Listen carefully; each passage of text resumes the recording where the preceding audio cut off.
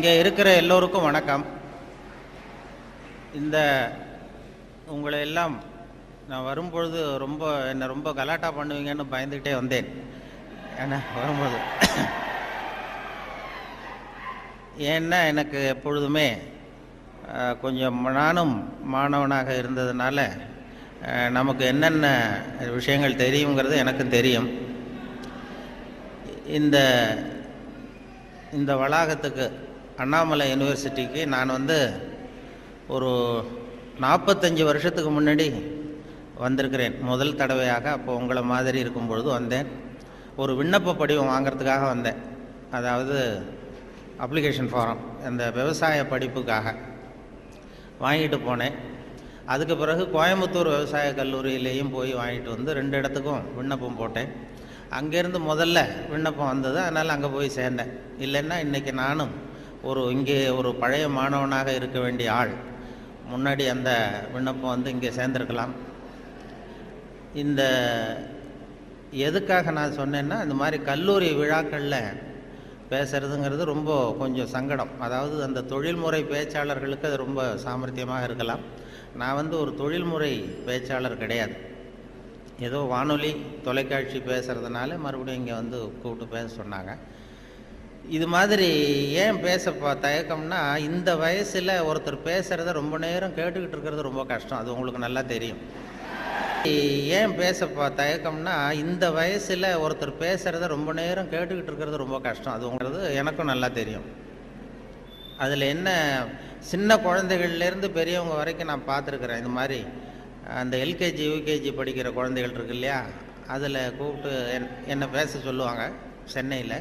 அவங்களுக்கு மாதிரி இந்த குழந்தைகளை உட்கார வச்சு காக்கா கதை நரி கதை ஏதாவது சொல்கிறது உண்டு.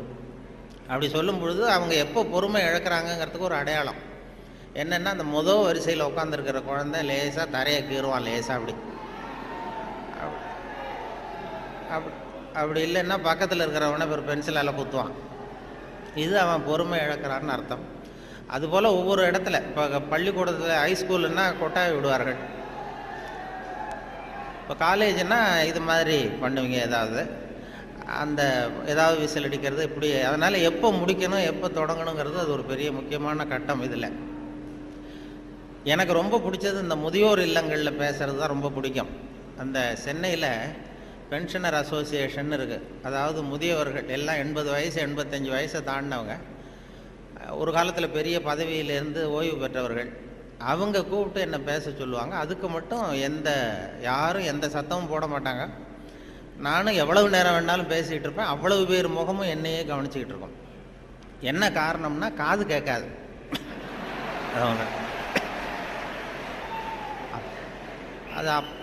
அதனால் அப்படி இருந்தால் அமைதியாக இருக்கலாம். இல்லைன்னா இப்படி. அதனால் இது ஒரு சத்தம்ங்கிறது இப்போ நம்ம நல்ல ஆக்டிவாக இருக்கிறோங்கிறதுக்கு ஒரு அடையாளம். நான் அதனால் இதில் என்ன பேசுறது எப்படி பேசுறதுங்கிறத பற்றி வரும்பொழுது சொன்னார்கள். நீங்கள் இது மாதிரி பேச்சாளர்கள் சில பேர் கேட்டுக்கிறது உண்டு. நான் எவ்வளோ நேரம் பேசணும்னு நினைக்கிறீங்க அப்படின்னு அந்த ஆர்கனைசரை அவங்க சொல்லுவாங்க. நீங்கள் எவ்வளோ நேரம் வேணாலும் பேசுங்க சார், நாங்கள் 10 நிமிஷத்துக்கு மேலே உட்காந்துருக்க மாட்டோம் அப்படின்னு சொல்லுகிறவர்கள் உண்டு. இங்கே வரும்பொழுது கேட்டேன், ஒரு மணி நேரத்துக்கு குறையாம 3.25 மணி நேரம் பேசணும், அது வரைக்கும் நாங்கள் தாக்கு பிடிப்போம்னு சில பேர் சொன்னாங்க. அது எப்படின்னு சொல்ல முடியாது. இங்கே வரும்பொழுதே ஏதோ உங்கள் பல் கோளரங்கத்துக்கு அவசியம் வாருங்கள்னு ஒரு போர்டு வச்சுருந்தீங்க. இங்கே அண்ணாமலை யூனிவர்சிட்டி வரும்பொழுது வழியில் பார்த்தேன். உங்கள் பல்லாண்டு காலம் பாதுகாப்பாக இருக்கணுமா அப்படின்னா எங்கள் பல் கோளரங்கத்துக்கு வாங்கோ அப்படின்னு விளம்பரம். அது நான் உடனே பயந்துட்டேன். பத்திரமா இருக்கணும்னா மரியாதையாக வந்துருங்க, இல்லைன்னா பல்ல உடச்சிருவேங்கிறது மாதிரி இருக்குது. நல்லா பாதுகாப்பாகணும், அவசியம் வாங்கணும்னு கூப்பிட்றது மாதிரி, ஏதோ அன்பாக கூப்பிட்றது மாதிரி மிரட்டுறதாக அதை உணர்ந்தேன். உங்களையெல்லாம் பார்க்கும்பொழுது எனக்கு என்னுடைய அந்த பழைய காலம்தான். கோயம்புத்தூர் விவசாய கல்லூரியில் போய் சேர்ந்தது. அப்போ தான் இந்த இந்திய எதிர்ப்பு போராட்டம் பெரிய பிரபலமாக நடந்த 65. அப்போ கோயம்புத்தூரில் நாங்கள் அங்கே அப்போ படிச்சுக்கிட்டு இருந்த நேரம் அது, அந்த காலம். அப்போல்லாம் இந்த ரேக்கிங் அதுவும் ஒரு பெரிய விஷயமா இருந்தது அப்போல்லாம். இப்போலாம் அது ஒரு பெரிய கட்டுப்பாட்டுக்கு வந்துருக்கு. நான் போய் முதல்ல சேர்ந்ததுமே விவசாய கல்லூரியில் கோயம்புத்தூரில் ஒரு சீனியர் மாணவர்கள் 2-3 பேர் வந்தாங்க. இங்கே கூப்பிட்டு போய் தனியாக அவங்க ரூமுக்கு அழைச்சிட்டு போய் நாங்கள் வந்து ஒன்றும் கலாட்டா பண்ண மாட்டோம், ஒன்றும் கேலி பண்ண மாட்டோம். ஆனால் நாங்கள் வந்து எங்களுடைய ரேங்கிங்கில் ஒரு நாகரிகம் இருக்கும். அதனால் நாங்கள் சொல்கிறத நீ செஞ்சுட்டீங்கன்னா வேறு ஒன்றும் உன்னை தொந்தரவு பண்ண மாட்டோம் அப்படின்னு என்னை பிடிச்சி எடுத்துகிட்டு போனாங்க. நான் அப்பா தினமாக போனேன். என்ன சார் செய்யணும்னு கேட்டேன். அந்த சீனியர் ஸ்டூடெண்ட்ஸ் என்ன சொன்னாங்கன்னா, நாங்கள் வந்து கொஞ்சம் பழைய துணியெலாம் வச்சுருக்குறோம், சலவைக்கு போட வேண்டியது. அது அங்கே போய் சலவை கடையில் எங்களுக்காக இதை கொண்டு போய் நீ போட்டுட்டு வரணும், அவ்வளோதான், வேறு ஒன்றும் இல்லை அப்படின்னாங்க. பரவாயில்ல, இவ்வளவு நாகரிகமான ஒரு ரேக்கிங் நடக்குதே அப்படின்னு சொல்லி, இதை எங்கே சார் போடணும், நான் போட்டுறேன், செலவு கடை எங்கே இருக்குன்னா அதுவும் தெரியுது பாரு அப்படின்னு சொல்லி சொன்னாங்க. உடனே அவங்க பழைய துணியெல்லாம் மூட்டையை கட்டி கொண்டு போய் அப்படியே போட்டு நீ ரூமுக்கு போகலாம்ப்பா, வேறு ஒன்றும் நாங்கள் ஒன்றும் பண்ண மாட்டோம்ட்டாங்க. நான் இந்த பழைய துணியை தூக்கிட்டு போய் அங்கே கதவை தட்டி திறந்து விட்ற வெளில வந்தார். இந்தாங்க சார் என்னென்னு கேட்டபோது, இது பழைய துணி சலவைக்காக போட வந்தேன் அப்படின்னேன். யார் கொடுத்தது அப்படின்னு கேட்டார். அந்த பழைய மாணவர்கள், அந்த சீனியர் ஸ்டூடெண்ட்ஸு கொடுத்தாங்கன்னு. கவலைப்படாத, நீங்கள் வச்சுட்டு போ, நான் பார்த்துக்கிறேன், நான் தான் வார்டன். இது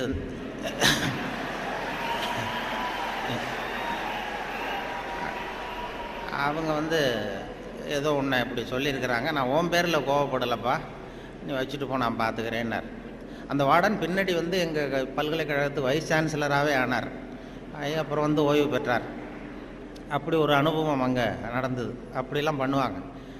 அதில் சில நல்ல இந்த அக்ரிகல்ச்சுரல் ஸ்டாட்டிஸ்டிக்ஸ்னு ஒரு பாடம், விவசாய புள்ளியியல், அது ரொம்ப போர் அடிக்கும். நாங்கள் யாரும் போக மாட்டோம் அந்த வகுப்புக்கு, ஏன்னா அது புரிஞ்சுக்கிறதே கஷ்டமாக இருக்கும். அதுக்காக அந்த ஆசிரியர் என்ன பண்ணார்னா, ஒரு தொழில்நுட்பத்தை கையாண்டார். அதாவது அந்த பாடத்தை நடத்திவிட்டு கடைசியில் ஒரு ஜோக்கு சொல்கிறது. அந்த ஜோக்கு வந்து அந்த வயசில் நமக்கு என்ன பிடிக்குமோ, அதாவது இந்த வயசில் உங்களுக்கு என்ன பிடிக்குமோ அது, அப்படிப்பட்ட ஜோக்காக சொல்லி எங்களை வந்து உடனே அந்த வகுப்புக்கு எல்லாரையும் வரும்படியாக பண்ணிட்டார். அப்போ அந்த விவசாய புள்ளியியல் துறை பேராசிரியர், அதனுடைய பாதிப்பு தான் எனக்கு எது சொன்னாலும் கடைசியில் எதையாவது ஒரு வேடிக்கையாக ஒன்று சொல்கிறதுங்கிறது. அந்த ஆசிரியருடைய பாதிப்பு. அவர் என்ன பண்ணுவார், ரொம்ப கடுமையான விஷயங்களை சொல்லிவிட்டு பாடம் முடிகிறப்போ ஒரு ஜோக்கு சொல்லுவார். அப்போ ஏதாவது பத்திரிகைகளில், வெளிநாட்டு பத்திரிகைகளில் படிச்சுட்டு வந்து சொல்லுவார். அவர் அப்போ 40 வருஷத்துக்கு முன்னாடி சொன்னது இப்போது இன்னமும் ஞாபகம் இருக்குது எனக்கு. அது என்ன, அவர் சொன்ன அந்த ஜோக்குகளில் ஒன்று என்னென்னா, ஒரு பெரிய குண்டான ஆள், ரொம்ப எடை அதிகம். அவன் வந்து இந்த எடையை குறைக்கிறது எப்படின்னு முயற்சி பண்ணான். முதல்ல எவ்வளவு எடை இருக்கும் அப்படின்னு சொல்லி ஒரு எடை போடுற மிஷினில் ஏறி நின்று காசை போட்டானா. டிக்கெட் வந்து விழுந்தது. அதில் எழுதியிருக்கும், என்ன எழுதியிருக்கு அப்படின்னு பார்த்தா, ஒரு சமயத்தில் ஒருவர் மட்டுமே ஏறி நிற்கவும் அப்படின்னு இருந்துதான். இவன் புரிஞ்சுக்கிட்டான், என்ன ஆச்சுன்னா, சரி நமக்கு நிலைமை சரியில்லை, இது எப்படியும் எடையை குறைக்கணும், இதுக்கு என்ன பண்ணுறதுன்னா, அந்த நேரம் அமெரிக்கா போக வேண்டிய வாய்ப்பு கிடச்சிது. அமெரிக்கா போய் எங்கே சுற்றி பார்த்துக்கிட்டு இருக்கும்போது ஒரு இடத்துல போர்டு போட்டிருந்துதான், உங்கள் எடை குறைய வேண்டுமா, இங்கே வாருங்கள் அப்படின்னு விளம்பரம். உடனே இவன் ஆவலாக அங்கே போனான். அங்கே ஒரு இடத்துல அந்த மேனேஜர் மாதிரி ஒரு ரிசப்ஷனில் ஒரு பொண்ணு உட்காந்துருந்தது. ஏன்னா நான் இந்தியாவிலேருந்து வந்திருக்கேன், எனக்கு எடை குறையணும் அப்படின்னா, உனக்கு ஆர்டினரி ட்ரீட்மெண்ட் வேணுமா, ஸ்பெஷல் ட்ரீட்மெண்ட் வேணுமா, ஆர்டினரி டீலக்ஸ்ன்னு 2 ட்ரீட்மெண்ட்டு கொடுக்குறோம் எடையை குறைக்கிறதுக்கு, உனக்கு எது வேணும்னு கேட்டிருக்க அந்த அம்மா. இவன் பார்த்தான், எதுக்கு அனாவசியமாக செலவு, ஆர்டினரி ட்ரீட்மெண்ட்டே போகிறோம் அப்படின்ட்டுருக்கான். அப்படின்னா இந்த பக்கம் போ அந்த ரூமுக்கு அப்படின்னு சொல்லி கதவை திறந்து விட்டு தான் இவன் ஆவலாக உள்ள போயிட்டான். அந்த எடையை குறைக்க வேண்டியது போனால் அங்கே மேஜை நாற்காலி எல்லாம் செதறி கிடக்கு, அங்கேயும் இங்கேயுமா, ஒரு ஒழுங்காக இல்லை. ஒரு பெரிய ஹால், அதில் அந்த மூலையில் வந்து ஒரு பொண்ணு நின்றுட்டுருக்கு, ஒரு 16 வயசு பொண்ணு நின்றுட்டுருக்கு, அரைகுறை ஆடையோட. இவனுக்கு என்ன ஆசைன்னா, அந்த பொண்ணை போய் தொடணும்னு ஒரு ஆசை. அதனால் இப்படி சுற்றி சுற்றி ஓடுறான் அந்த மேஜை நாற்காலியை சுற்றி. அந்த பொண்ணு இவன் கையில் அகப்படாமல் அதுவும் தப்பிச்சு ஓடி ஓடி வந்துக்கிட்டு இருக்கு. ஒரு 15 நிமிஷம் துரத்துறான், அதுவும் சுற்றிக்கிட்டே இருக்குது. 15 நிமிஷம் கழித்து இந்த மேனேஜர், அந்த பொண்ணு வந்து, ட்ரீட்மெண்ட்டே இவ்வளவு தான், ஒரு 10 நாள் இப்படி வந்தீங்கன்னா சரியாக போடும், எடை குறைஞ்சிரும் அப்படின்ட்டு. இவன் வந்தவன் என்ன பண்ணா, சரி ஆர்டினரியே இப்படி இருந்தால் ஸ்பெஷல் ட்ரீட்மெண்ட் எப்படி இருக்கும் அப்படின்னு யோசனை பண்ணான். சேடான்னு என்ன பண்ணால், நம்ம வந்துட்டோம், இதுக்காக இன்னொரு தரம் அமெரிக்காவுக்கு நம்ம வரப்போகிறதில்ல, எப்படியும் அதையும் பார்த்துட்டு போடுவோன்ட்டு மறுபடியும் அந்த மேனேஜர் அம்மாட்ட போய் நின்னான். என்ன சார் மறுபடியும் என்னன்னு கேட்டிருக்கேன். அந்த ஸ்பெஷல் ட்ரீட்மெண்ட்டையும் எடுத்துகிட்டு போடலாம்னு பார்க்குறேன் அப்படின்னா, அது வந்து நீங்கள் இது ஆர்டினரி ட்ரீட்மெண்ட்டுக்கு $10 கட்டினீங்க, ஸ்பெஷல் ட்ரீட்மெண்ட்டுக்கு $50 கட்டணுமே அப்படின்ட்டுருக்கு. அது பரவாயில்ல, நான் கட்டிடுறேன்னு சொல்லி கட்டிவிட்டான். கட்டிவிட்டு அப்படின்னா இந்த ரூமுக்கு போ அப்படின்னு ரொம்ப ஆவலாக போய் கதவை திறந்தான். அதுவும் ஒரு பெரிய ஹால். இதே மாதிரி மேஜை நாற்காலிலாம் செதறி கிடக்கு. அந்த மூலையில் தேடுறான், யார் நிற்கிறான்னு பார்த்தா ஒரு 90 வயசு கிழவி. அவ இவனை துரத்துறா.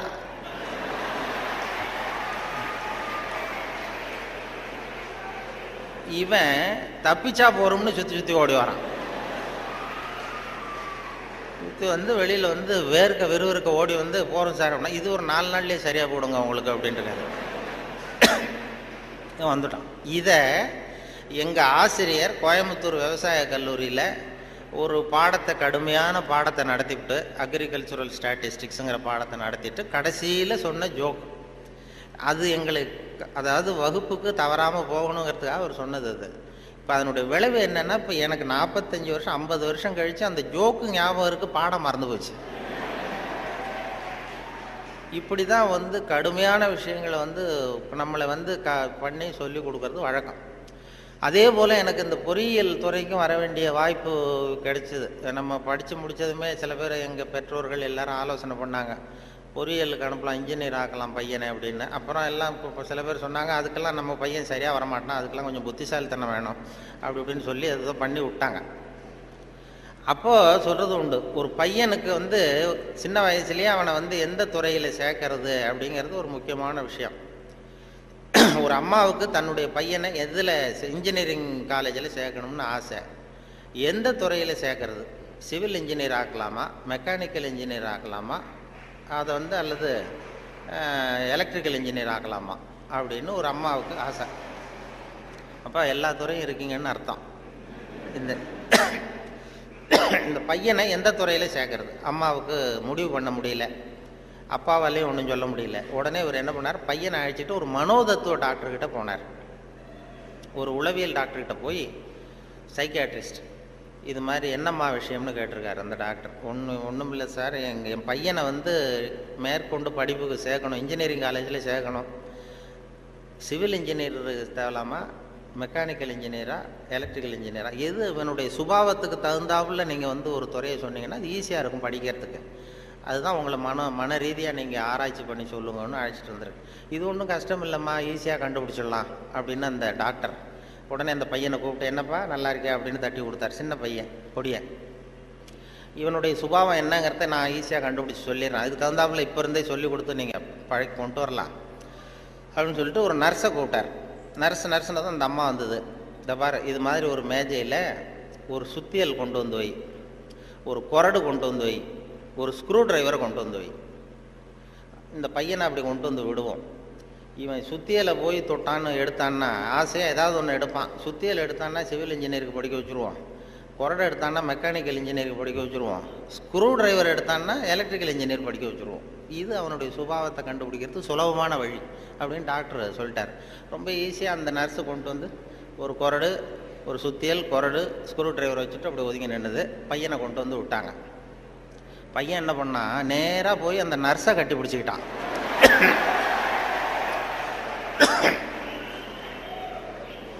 உடனே அந்த டாக்டர் சொன்னாராம், இவனை வந்து டாக்டருக்கு படிக்க வச்சுருங்க, அதுதான் அவனுக்கு அவன் சுபாவத்துக்கு பொருத்தமாக இருக்கும் அப்படின்னு சொல்லுவான். அப்படி ஒருத்தருடைய சின்ன வயசுலேயே நம்ம எந்த துறைக்கு கொண்டு போகலாம் என்ன ஏதுங்கிறது இளையும் பயிர் முளையில் தெரியும்பாங்கள்ல, சின்ன வயசுலேயே தெரிஞ்சிடும்.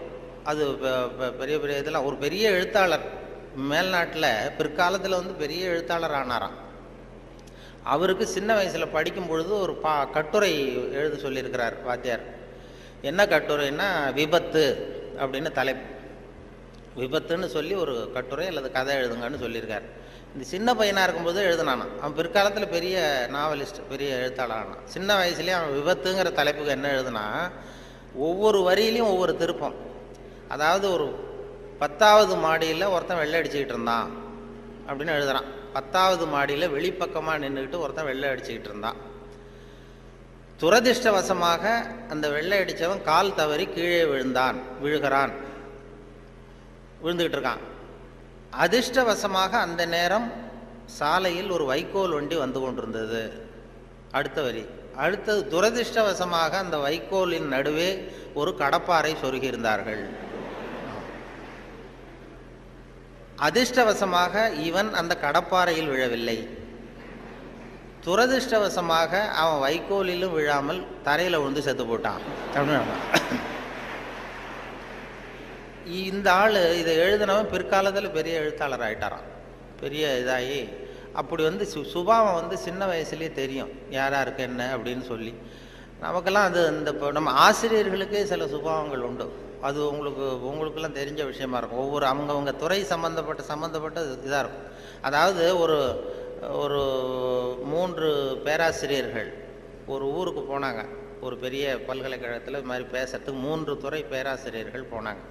ஒரு உடற்பயிற்சி ஆசிரியர், ஒரு ஃபிசிக்ஸ் பேராசிரியர், ஒரு கணக்கு வாத்தியார், 3 பேரும் போனாங்க. கணித பேராசிரியர் இது மாதிரி ஒரு விழாவில் பேசி முடித்ததும் கொண்டு போய் கெஸ்ட் ஹவுஸில் 3 பேரையும் தங்க வச்சாங்க. நாளைக்கு மறுநாள் அவங்க ஊருக்கு போகணும். இது மாதிரி விழாவில் கலந்துக்கிட்டு முடிஞ்சதும் கணித பேராசிரியருக்கு ஒரு ரூம், இவருக்கு அந்த ஃபிசிக்ஸ் பேராசிரியருக்கு ஒரு ரூமு, உடற்பயிற்சி ஆசிரியருக்கு ஒரு ரூம் போட்டு கொடுத்தாச்சு. இது மேல்நாட்டில் நடந்தது. அதனால் என்னென்னா அவங்களுக்கு அந்த ஆகாரம்லாம் டப்பாவிலேயே வச்சுருக்குறாங்க. அந்த டப்பாவில் டின்னு ஃபுட்டுங்கிறாங்கல்ல, அது மாதிரி டின்னில் அடைச்சி அவங்க ரூமில் வேண்டிய ஆகாரமெல்லாம் வச்சு கொடுத்துட்டாங்க. கொண்டு போய் விட்டு வந்துட்டாங்க. அந்த வந்துட்டு மறுநாள் காலையில் எழுந்திரிச்சார் இந்த ஆர்கனைசர். அப்போ தான் அவருக்கு அப்படியே பதறி போயிட்டார். ராத்திரி அந்த 3 பேராசிரியர்களுக்கும் 3 டப்பாவில் உணவு கொடுத்தோம், ஆகாரம். அது திறக்கிறதுக்கான கருவியை கொடுக்காம வந்துட்டோம். திறக்கிறதுக்கு ஒரு பொருள் அது இல்லாமல் கொடுத்தோம். எப்படி அவங்க டப்பாவை திறந்தாங்களா சாப்பிட்டாங்களா என்னன்னு தெரியல அப்படின்னு ஒரு பதறி போய் விடிஞ்சதும் ஓடுறாரு விழுந்தடிச்சு. இந்த வரவேற்ற ஓடி போய் முதல்ல அந்த உடற்பயிற்சி ஆசிரியர் கதவை திறந்தாராம். ரூமை திறந்தா அவர் நிம்மதியாக தூங்கிட்டு இருக்காரு. டப்பா திறந்து கிடக்கு, சாப்பிட்டுட்டு நிம்மதியாக தூங்கிட்டு இருக்காரு. உடனே இவர் போய் தட்டி எழுப்பி, எப்படி சார் அந்த டப்பாவை திறந்தீங்க, அந்த இதை கொடுக்கலையே நாங்கள் உங்களுக்கு அப்படின்னு. இது என்ன சார், உடல் பலம் தான் சார் முக்கியம், டப்பாவை பலம் ஓங்கி கீழே அடித்தேன் திறந்துட்டுது, அது என்ன பெரிய காரியம் அப்படின்னு சொல்லி உடற்பயிற்சி செஞ்சுட்டேன், அதனால் சாப்பிட்டேன் இருக்கார். பரவாயில்ல சார் அப்படின்னு சொல்லி அடுத்த ரூமுக்கு ஓடி இருக்கார். அங்கே ஃபிசிக்ஸ் வாத்தியார் உட்காந்துருக்கார். அவரும் அதே மாதிரி நிம்மதியாக தூங்கியிருக்காரு. இது டப்பா திறந்து கிடக்கு. போய் திறந்து, எப்படி சார் திறந்தீங்க நீங்கள் டப்பாவை அப்படின்னா, அது என்ன சார், எந்த இடத்துல ப்ரெஷர் கொடுக்கணும்னு எனக்கு தெரியும், அந்த இடத்துல அழுத்தினா திறந்துட்டுது டப்பா, அது நமக்கு டெக்னிக்கு வந்தது தானே அப்படின்னு அந்த திறந்து சாப்பிட்டேன்ட்டார். இவர் அப்பாடா நிம்மதியாக போச்சு. அடுத்தது கணக்கு வாத்தியார் ரூமுக்கு ஓடினார். அங்கே போனால் அவர் தூங்கவும் இல்லை, டப்பாவும் திறக்கலை, மூடியே இருக்கு. என்ன பண்ணுறீங்க அப்படின்னு சொல்லி அந்த கணக்கு ஏதோ ஒரு எழுதிட்டு இருக்காரு பேப்பரில். கணக்கு வாத்தியார், என்ன சார் பண்ணிட்டு இருக்கீங்க அப்படின்னு கேட்டிருக்காரு. அவர் ஒன்றும் இல்லை, அஸ்யூம் தி டப்பா இஸ் ஓப்பன் அப்படின்னு சொல்லி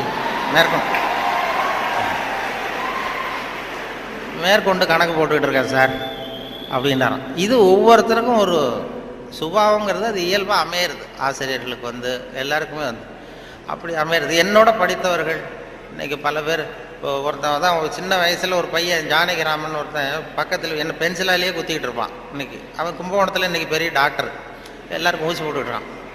அப்படி சின்ன வயசுலேயே சுபாவம், அவங்க யார் எப்படி வருவாங்க அப்படின்னு தெரியும். அவங்களுடைய அந்த படிக்கும் பொழுதே அந்த இது தெரியும். என்னோட படித்தவர்கள் நிறைய பேர் அது மாதிரி ஒவ்வொரு துறையில் வந்திருக்கிறாங்க. சில பேர் இந்த நான் சொன்னது மாதிரி மேல்நாட்டில் ஒரு பெரிய பிரபலமான வக்கீல். அந்த வக்கீல் சின்ன வயசு அவர்கிட்ட வாதாடுறதுக்கு எல்லாரும் பயப்படுவாங்களாம். அந்த வக்கீல் சின்ன வயசில் எப்படி இருந்தான் அப்படின்னு சொல்லி அவங்க அம்மா சொல்லியிருக்கிறாங்க ஒரு பேட்டியில். அவங்க இந்த பையன் இவன் சின்ன வயசுலேயே வருங்காலத்தில் பெரிய வக்கீல் ஆகிடுவான்னு எனக்கு தெரியும் அப்படின்னு சொல்லியிருக்கிறாங்க. என்ன பண்ணான்னா, அப்பா பேப்பர் படிச்சுட்டு உட்காந்துருக்காரு, அம்மா சமயக்கட்டில் இருக்கிறாங்க. இவன் பையன் அவன் ரூமில் இங்கே ஏதோ பண்ணிகிட்டு இருக்கான். ஒரு பூனை வீல்னு கத்திக்கிட்டு இருக்கு. அம்மா கதறிக்கிட்டு இருக்க ஒரு பூனை. உடனே அம்மாவுக்கு புரிஞ்சு போச்சு, டேய் அந்த பூனை வாழை பிடிச்சி இழுக்காதரா அப்படின்னு கத்திருக்கு அந்த அம்மா. பூனை வாழை பிடிச்சி இழுக்காதரன்னு. ஆமாம், இங்கேயும் சில பூனைகள் இருக்கு, அது வாழை யாரும் பிடிச்சி இழுத்துறாதீங்க. அது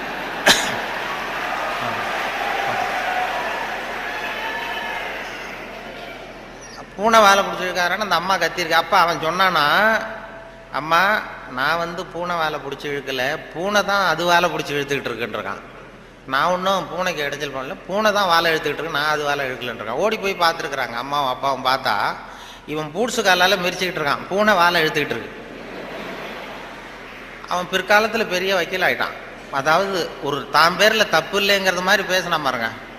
அவங்க அம்மா வந்து சொல்லியிருக்கு. இப்படி அது சின்ன வயசில் அவங்கவுங்களுக்கு அந்த இது இருக்கும். சில பேருக்கு ஆராய்ச்சி விஞ்ஞான மனோபாவம் வந்துடும். விஞ்ஞானம் சில பேர் சின்ன வயசுலேயே ஒருத்தன் மூஞ்சில் ஒருத்தன் குத்திட்டு இருப்பான். சின்ன இளம் வயசுலேயே ஒருத்தன் மூஞ்சில் ஒருத்தன் குத்திட்டு இருப்பான். அவங்கெல்லாம் பிற்காலத்தில் சட்டசபைக்கு வரலாம். சட்டசபைக்கு வந்து பெரிய அவங்கவுங்க சுபாவத்துக்கு தகுந்த மாதிரி ஒரு துறையை தேர்ந்தெடுக்கணும். அதனால் இதில் எல்லாம் இப்போ பொறியியல் மாணவர்கள் தான் இருக்கிறாங்களா, எல்லாரும் கலந்துருக்கிறாங்களான்னு தெரியல. ஏன்னா நீங்கள் எல்லாம் ரொம்ப கொடுத்து வச்சவர்கள். இந்த பள்ளிக்கூடத்தில் இது இப்படிப்பட்ட ஒரு பெரிய நிறுவனத்தில் படித்தவங்கலாம் இன்றைக்கி பெரிய பெரிய அளவில் இருக்கிறாங்க. அதனுடைய ஒரு விழா கொண்டாடுதுன்னா அதெல்லாம் ரொம்ப மரியாதை மதிப்பாக உள்ளது. என்னை பற்றி அறிமுகப்படுத்தினவர் ஏதோ நான் பெருசாக என்னை பற்றி ரொம்ப பெருமையாக சொன்னார். அவர் அவ்வளவு பெருமையாக சொன்னதுக்கு காரணம் என்னென்னா அவ்வளவு நானே எழுதி கொடுத்தது. வேற அது ஏன்னா வந்ததுமே ஒரு பேப்பரை கொடுத்து, அந்த கெஸ்ட் ஹவுஸுக்கு போகும்பொழுது ஒரு 2 பேப்பரை கொடுத்து உன்னை பற்றி எழுதிட்டு வான்னு சொல்லி கொடுத்து அனுப்புனார். உடனே எழுதிட்டு வந்து கொடுத்தேன். அப்படியே படித்தார். அது இவ்வளவு தூரம் விடாமல் சொல்லுவார்னு தெரிஞ்சிருந்தால் இன்னும் கூட எழுதி கொடுத்துருக்கலாம் கொஞ்சம். அது என்ன அதில் வேற இவரை பற்றி அறிமுகப்படுத்துறதுக்கே இது அவசியம் இல்லை, எல்லாருக்கும் தெரியும், இருந்தாலும் சொல்கிறேன் அப்படின்னு சொல்லி அவர் அதை படிக்கிறது. இது ஒரு சம்பிரதாயம்தான். ஒரு கூப்பிடும்பொழுது ஒரு இதில் அதே போல் உட்காந்து பேசுறியா நின்றுட்டு பேசுறியான்னு வேற கேட்டாங்க. அது எப்படி நீங்கள் ஏற்பாடு பண்ணியிருக்கிறீங்களோ அப்படி பேசிடுறோம் சார், இதில் என்ன அப்படின்னு 2 இருந்தது. உட்காந்து பேசு. ஏன்னா இந்த பேச்சாளர்கள் கடவுளுக்கு தான் 3 கோலங்கள் சொல்லுவாங்க. நின்ற கோலம், அமர்ந்த கோலம், கிடந்த கோலம் அப்படின்னு இந்த ஆன்மீகத்தில் சொல்லுவாங்க. நின்ற கோலத்தில் அருள் பண்ணுறவர் யார்? திருப்பதி வெங்கடாஜலபதி அப்படி வைங்களேன். அமர்ந்த கோலம்னு பார்த்தா ஐயப்ப சாமி அமர்ந்த கோலம். இதை தவிர கிடந்த கோலத்தில் அருள் பண்ணுற சாமி இருக்குது. அது என்னென்னா ஸ்ரீரங்கம் பள்ளிகொண்ட பெருமாள். அது வந்து படுத்திருக்கும். இப்படி 3 கோலத்தில் ஆண்டவன் கோலங்கள் உண்டு. அது எதுக்கு சொல்கிறேன்னா, அதே மாதிரி நம்ம ஊரில் பேச்சாளர்களுக்கும் 3 கோலங்கள் உண்டு. அது நின்ற கோலத்தில் பேசுகிறவர்கள் அரசியல்வாதிகள். அவங்களுக்கு நின்னா தான் பேச்சு வரும், உட்காந்து பேச்சு. அமர்ந்த கோலத்தில் பேசுகிறவங்க ஆன்மீகவாதிகள். இப்போ நடமாடும் பல்கலைக்கழகம் நாவலர் நெடுஞ்செழியன் இருந்தார் இல்லையா, இங்கே படித்தவர். அவர் வந்து ரேடியோவுக்கு பேச வந்தார். அமைச்சராக இருக்கும்பொழுது திருக்குறளுக்கு உரை எழுதினார். அப்போ நான் கூப்பிட்டு ரேடியோவில் அவரை பேட்டி எடுத்து பதிவு பண்ண வேண்டிய பொறுப்பு எனக்கு. அவரை கூப்பிட்டுட்டு வந்து அறையில் உட்கார வச்சு பேசிகிட்டு இருக்கோம். அது மாதிரி பதிவு பண்ணுறதுக்கு போகிறேன். அப்படி போய் உட்கார வச்சா வானொலி நிலையத்தில் இப்படி தான் ஏற்பாடு பண்ணி வச்சுருப்போம். உட்காந்து பேசுனா, தம்பி இங்கே வா, நான் வந்து எனக்கு உட்காந்தா பேச்சு வராது, நின்றுட்டே பேசிடுறேன், இந்த மைக்கை கொஞ்சம் தூக்கி வசதி வையினார். அப்புறம் அவர் உயரத்துக்கு மைக்கை தூக்கி வச்சு அப்புறம் பதிவு பண்ணேன். இது அவங்களுக்கு பழக்கத்தில் மேடையில் நடமாடும் பல்கலைக்கழகம் எதை வேணாலும் பேசுவார். உட்காந்தா கொஞ்சம் தயக்கம் வந்தது. அது அரசியல் அப்படி. அது ஆன்மீகவாதிகள். இப்போ கிருபானந்த வாரியாரெல்லாம் கூப்பிட்றோம் வானொலி நிலையத்துக்கு, அவரை உட்கார வச்சு தான் பதிவு பண்ணுவோம். அவரை வந்து நின்றுக்கிட்டே பேசுங்க சார்னு சொல்ல முடியாது. அதனால் நின்ற கோலம் பேசுகிறவங்க அரசியல்வாதிகள், அமர்ந்த கோலத்தில் பேசுகிற பேச்சாளர்கள் ஆன்மீகவாதிகள். இதே மாதிரி கிடந்த கோலத்தில் பேசுகிறவங்களும் உண்டு நம்ம ஊரில். இந்த சாராய கடை வாசலில் பார்த்தீங்கன்னா அவங்களெல்லாம் கிடந்த கோல பேச்சாளர்கள். நல்ல வேலையாக என்னை வந்து நீ கிடந்த கோலத்தில் பேசுன்னு சொல்லாமல் இங்கே 2 கோலத்துக்கு ஏற்பாடு பண்ணி வச்சுருக்கிறாங்க. நின்ற கோலம், அமர்ந்த கோலம். இப்படி ஒரு படுக்கையை போட்டு வச்சுட்டா இங்கே வரக்கூடிய பேச்சாளர்கள் எது பிடிக்குதோ அப்படி பேசிகிட்டு இருக்கலாம். அது வசதி. ஏன்னா இது ரொம்ப விரிவான ஒரு என்னமோ 70 mm மாதிரி இருக்குன்னு சொன்னார் வரும்போது சொன்னாங்க. அது அதுவும் இந்த துணைவேந்தர் ரொம்ப கலை நுணுக்கத்தோடு இதை பண்ணியிருக்கிறார். இன்னும் நிறைய வேலையெல்லாம் இருக்குது இல்லை அப்படின்னு சொல்லி ரொம்ப பெருமையாக சொன்னார்கள். இந்த பொறியியல் அது வந்து அந்த கலை நுணுக்கம் இன்னும் என்னென்ன வேலை இருக்குது, நிறைய செஞ்சுருக்கேன். இது எல்லாம் இந்த பெருமை அவருக்கு தான் சொல்லி பெருமையாக சொன்னாங்க. இது இப்படிப்பட்ட பெரிய ஹாலில் ஒருத்தரை உட்கார வச்சாதான் இன்னமும் வர்றோம். ஆமாம், இதுக்கெல்லாம் ஒரு 20-30 பேர் வரிசையாக உட்காந்தா நல்லாயிருக்கும் இந்த ஹால். அதாவது பொறியியல் துறை நீங்கள் மாணவர்கள்ங்கிறதுனால பொறியியலில் வந்து கலை அம்சத்தை புகுத்துறது ரொம்ப சிரமம். சில பேருக்கு அதாவது பொறியியலுக்கும் அதாவது கவிதை எழுதுவாங்க. சில பொறியியல் கவிதை எழுதுகிறவங்க வந்து பொறியியல் இன்ஜினியராக இருக்கிறவங்க கவிதை எழுதுறது உண்டு. அப்படி இருக்கிறது கொஞ்சம் 2க்கும் முரண்பாடான விஷயம். கலைத்தன்மை, அதாவது பொறியியல் வந்து மெக்கானிக்கல் மைண்ட் அதிகமாக இருக்கும். அதாவது ஒரு பெரிய பொறியியல் இன்ஜினியர் அவர் வந்து இராணுவத்தில் ஒரு பாலம் வந்து கட்டுறதுக்கு பெரிய இது பண்ணாங்க, பிளான் பண்ணாங்க. அதுக்கு ஒரு வரைபடம் தயார் பண்ணணும்.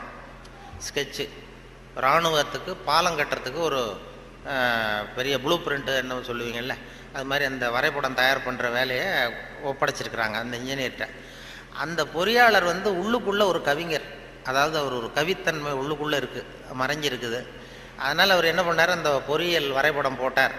பாலத்தை போட்டுட்டு ஒரு ஆறு ஓடுது, குறுக்க பாலம், அதனுடைய நீளம் அகலம் எல்லாம் கரெக்டாக போட்டு அந்த ஆறு ஓடிக்கிட்டு இருக்கு. அது ஓடி முடிகிற இடத்துல ஆற்று ஓரமாக ஒருத்தன் ஒரு சின்ன பையன் தூண்டில் போட்டுக்கிட்டு நிற்கிறான். அதை அவர் போட்டிருக்காரு ஒரு அழகுக்காக. சின்ன மூலையில் ஒரு தூண்டில் போட்டுட்டு ஒரு பையன் நிற்கிறான். இது இந்த பொறியியல் வரைபடத்தை கொண்டு போய் அதிகாரிகள்கிட்ட கொடுத்துருக்குறான்.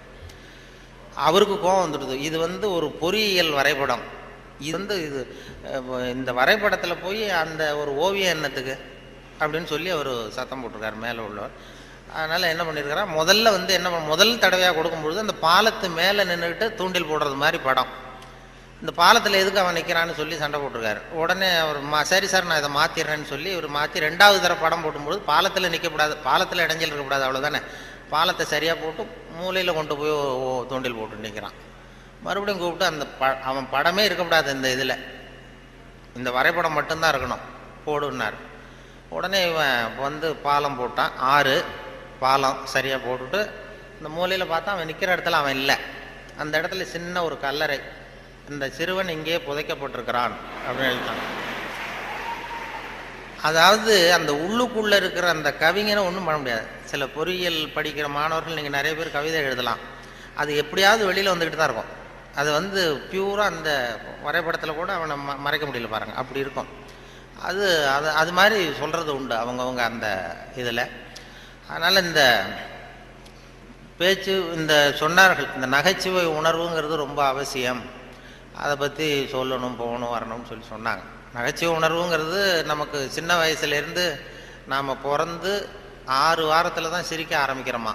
ஒரு குழந்தை பிறந்து 6வது வாரம் தான் சிரிக்க ஆரம்பிக்கும். ஒரு கிளுகிழுப்பை கொண்டு போய் குழந்தை முகத்துக்கிட்ட ஆட்டினா சிரிக்குது. அதே கிளுகிழுப்பை ஒரு தாத்தா முகத்துக்கிட்ட ஆட்டுங்க கோவம் வந்துடும், குச்சி கிச்சிருந்தா எடுத்து அடிச்சிருவார். ஏன்னா அப்படி இருந்தவர் அப்படி ஆயிட்டார். ஒரு காலத்தில் அப்படி இருந்தவர் அப்படி சின்ன வயசில் ஒரு கிளுகிழுப்ப சத்தத்துக்கு சிரித்தவர் அதே சத்தத்துக்கு டென்ஷன் ஆகிறாருன்னா அப்படி தான் மனுஷனுடைய வாழ்க்கை வீணாக போகுது. அந்த இயல்பு தன்மை மாறாமல் இருக்கணுமா அந்த சிரிப்பு தன்மை வந்து. ஆனால் சிரிப்புங்கிறது ஒரு பாவமான செயல்னு காலங்காலமாக போதிக்கப்பட்டு வந்திருக்கிறோம். எப்படி போதிக்கப்பட்டு வந்திருக்கிறோம்னா, ஒரு முதலாளிக்கு முன்னாடி தொழிலாளி சிரித்தா மரியாதை குறைச்சால், ஒரு ஆஃபீஸருக்கு முன்னாடி பியூனு சிரித்தா மரியாதை குறைச்சால், இப்படி சொல்லி சொல்லி சிரிப்புங்கிறது ஏதோ மரியாதை குறைவான செயல்னு காலங்காலமாக போதிக்கப்பட்டு வந்து இப்போ சிரிப்பு தன்மை வந்து சிறைப்பட்டு போச்சான் நம்ம உடம்புக்குள்ளே. இந்த சிறைப்பட்டுருக்கிற சிரிப்பை வெளியில் கொண்டு வர்றதுக்கு தான் ஜோக்குன்னு ஒரு சாவியை போட வேண்டியிருக்கு. வேறு ஜோக்குக்கும் சிரிப்புக்கும் சம்மந்தமே இல்லை, அது ஒரு சாவியாக உபயோகப்படுது. ஏற்கனவே இருக்கிற இயல்பு தன்மையை வெளியில் கொண்டு வர்றது. அந்த குழந்தை தன்மையோடு இருக்கணும், குழந்தைத்தனம் தான் இருக்கக்கூடாதே தவிர அந்த குழந்தைத்தன்மை கடைசி வரைக்கும் நமக்கு நீடிச்சதுன்னா ஹார்ட் அட்டாக் வராது. குழந்தைத்தன்மை வேறு, குழந்தைத்தனம் வேறு. குழந்தைத்தன்மை பெரிய வயசானா கூட குழந்தைத்தன்மையோடு இருக்கலாம். இப்போ ஒரு அம்மா வந்து ஒரு பிள்ளைய எழுப்பிச்சான், தட்டி எழுப்பியிருக்கு காலையில் விடிய காலம். அம்மா வந்து எழுந்துடுறா காலேஜுக்கு நேரம் ஆயிட்டுது அப்படின்னு எழுப்பிச்சான். அந்த புள்ள இழுத்து போத்திக்கிட்டு நான் காலேஜுக்கு போக மாட்டேம்மா, எனக்கு போகிறதுக்கு பிடிக்கலன்னு இருக்கு. அந்த அம்மா விடலை, வயசான அம்மா, நீ போய் தாண்டா ஆகணும் அப்படின்ட்டுருக்கு. அந்த புள்ள எழுந்திரிச்சு உட்காந்து கேட்டிருக்கு, ஏம்மா என்னை வந்து ஏன் இப்படி தொந்தரவு பண்ணுற தூங்க விடாமல் அப்படின்ட்டுருக்கு. அப்போ அந்த அம்மா சொல்லிச்சான், நீ வந்து காலேஜுக்கு ஏன் போக மாட்டேங்கிற, அதுக்கு 2 காரணம் சொல்லு அப்படின்ட்டுருக்கு. அந்த அம்மா பிள்ளைய கேட்டிருக்கு, நீ காலேஜுக்கு ஏன் போக மாட்டேங்கிற 2 காரணம் சொல்லு. அப்போ அந்த பிள்ளை சொல்லிச்சான், ஏன் போக மாட்டேன்னா ஒரு காரணம் அங்கே இருக்கிற மாணவர்களுக்கெல்லாம் என்ன பிடிக்கல, பசங்களுக்கெல்லாம் என்ன பிடிக்கல. 2வது காரணம் அங்கே இருக்கிற வாத்தியார்களுக்கும் என்ன பிடிக்கல, ஆசிரியர்களுக்கும் பிடிக்கல, மாணவர்களுக்கும் பிடிக்கல, அதனால் நான் போக மாட்டேன் அப்படின்னு சொல்லி படுத்துட்டுது. அதுக்காக நீ வந்து போகாமல் இருக்கக்கூடாதா, காலேஜுக்கு போய் தான் ஆகணும்னு மறுபடியும் எழுப்புது அந்த அம்மா, வயசான அம்மா. அப்புறம் எழுந்திரிச்சு உட்காந்துக்கிட்டு அந்த புள்ள கேட்டு தான், என்ன எதுக்கு காலேஜுக்கு போகணும்னு நீ சொல்கிற, அதுக்கு 2 காரணம் சொல்லு அப்படின்ட்டு. அப்போ அந்த அம்மா சொல்லிச்சாண்டே, ஏன் சொல்கிறேன்னா, முதல் காரணம் உனக்கு வயசு 54, 2வது காரணம் நீ தான் பிரின்சிபால்.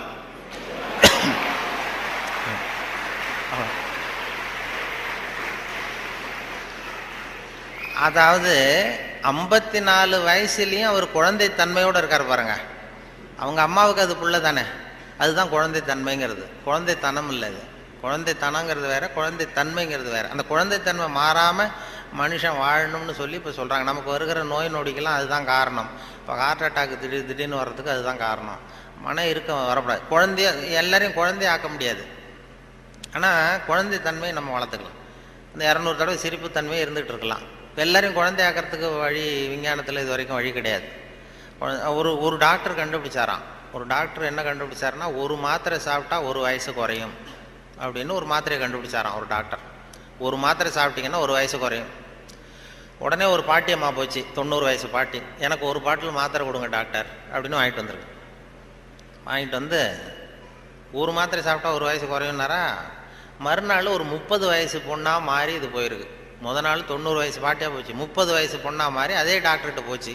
இடுப்பில் ஒரு வயசு கை குழந்தை, அது சட்டை கிட்ட போடாமல் கட்டவரில் வாயில் வச்சுட்டு உட்காந்துருக்கு. தூக்கிக்கிட்டு அதே டாக்டர்கிட்ட போயிருக்கு. போனதும் அந்த டாக்டர்கிட்ட சொன்னேன், ஏம்மா வந்திருக்கேன்னு கேட்டார். ஒன்றும் இல்லை டாக்டர், நேற்று உங்ககிட்ட வந்தேன், மாத்திரை கேட்டேன், ஒரு மாத்திரை சாப்பிட்டா 1 வயசு குறையும். நீங்கள் நான் ஒரு பாட்டில் மாத்திரை வாங்கிட்டு போனேன், ஏதோ ஒரு ஆர்வத்தில் ஒரு 30-40 மாத்திரையை சேர்த்து சாப்பிட்டேன், அதனால் இப்படி ஆகிட்டம் பாருங்கள் அப்படின்ட்டுருக்கு. டாக்டர் சொன்னார், இதுக்கு ஏமா வருத்தப்படுற, எல்லாரும் வயசு குறையணும்னு தான் நினைக்கிறாங்க, உனக்கு வயசு குறைஞ்சிட்டது, சந்தோஷப்படு, இதுக்கே மறுபடியும் என்னை தேடிட்டு வந்தேன். அப்போ இந்த அம்மா சொல்லிச்சான், என்னை பற்றி பரவாயில்ல டாக்டர், இடுப்பில் பாருங்கள் 1 வயசு கை குழந்தை, இது ரொம்ப ஆர்வத்தில் ஒரு 70-80 மாத்திரையை சாப்பிட்டுட்டுது, இது என் வீட்டுக்காரர்.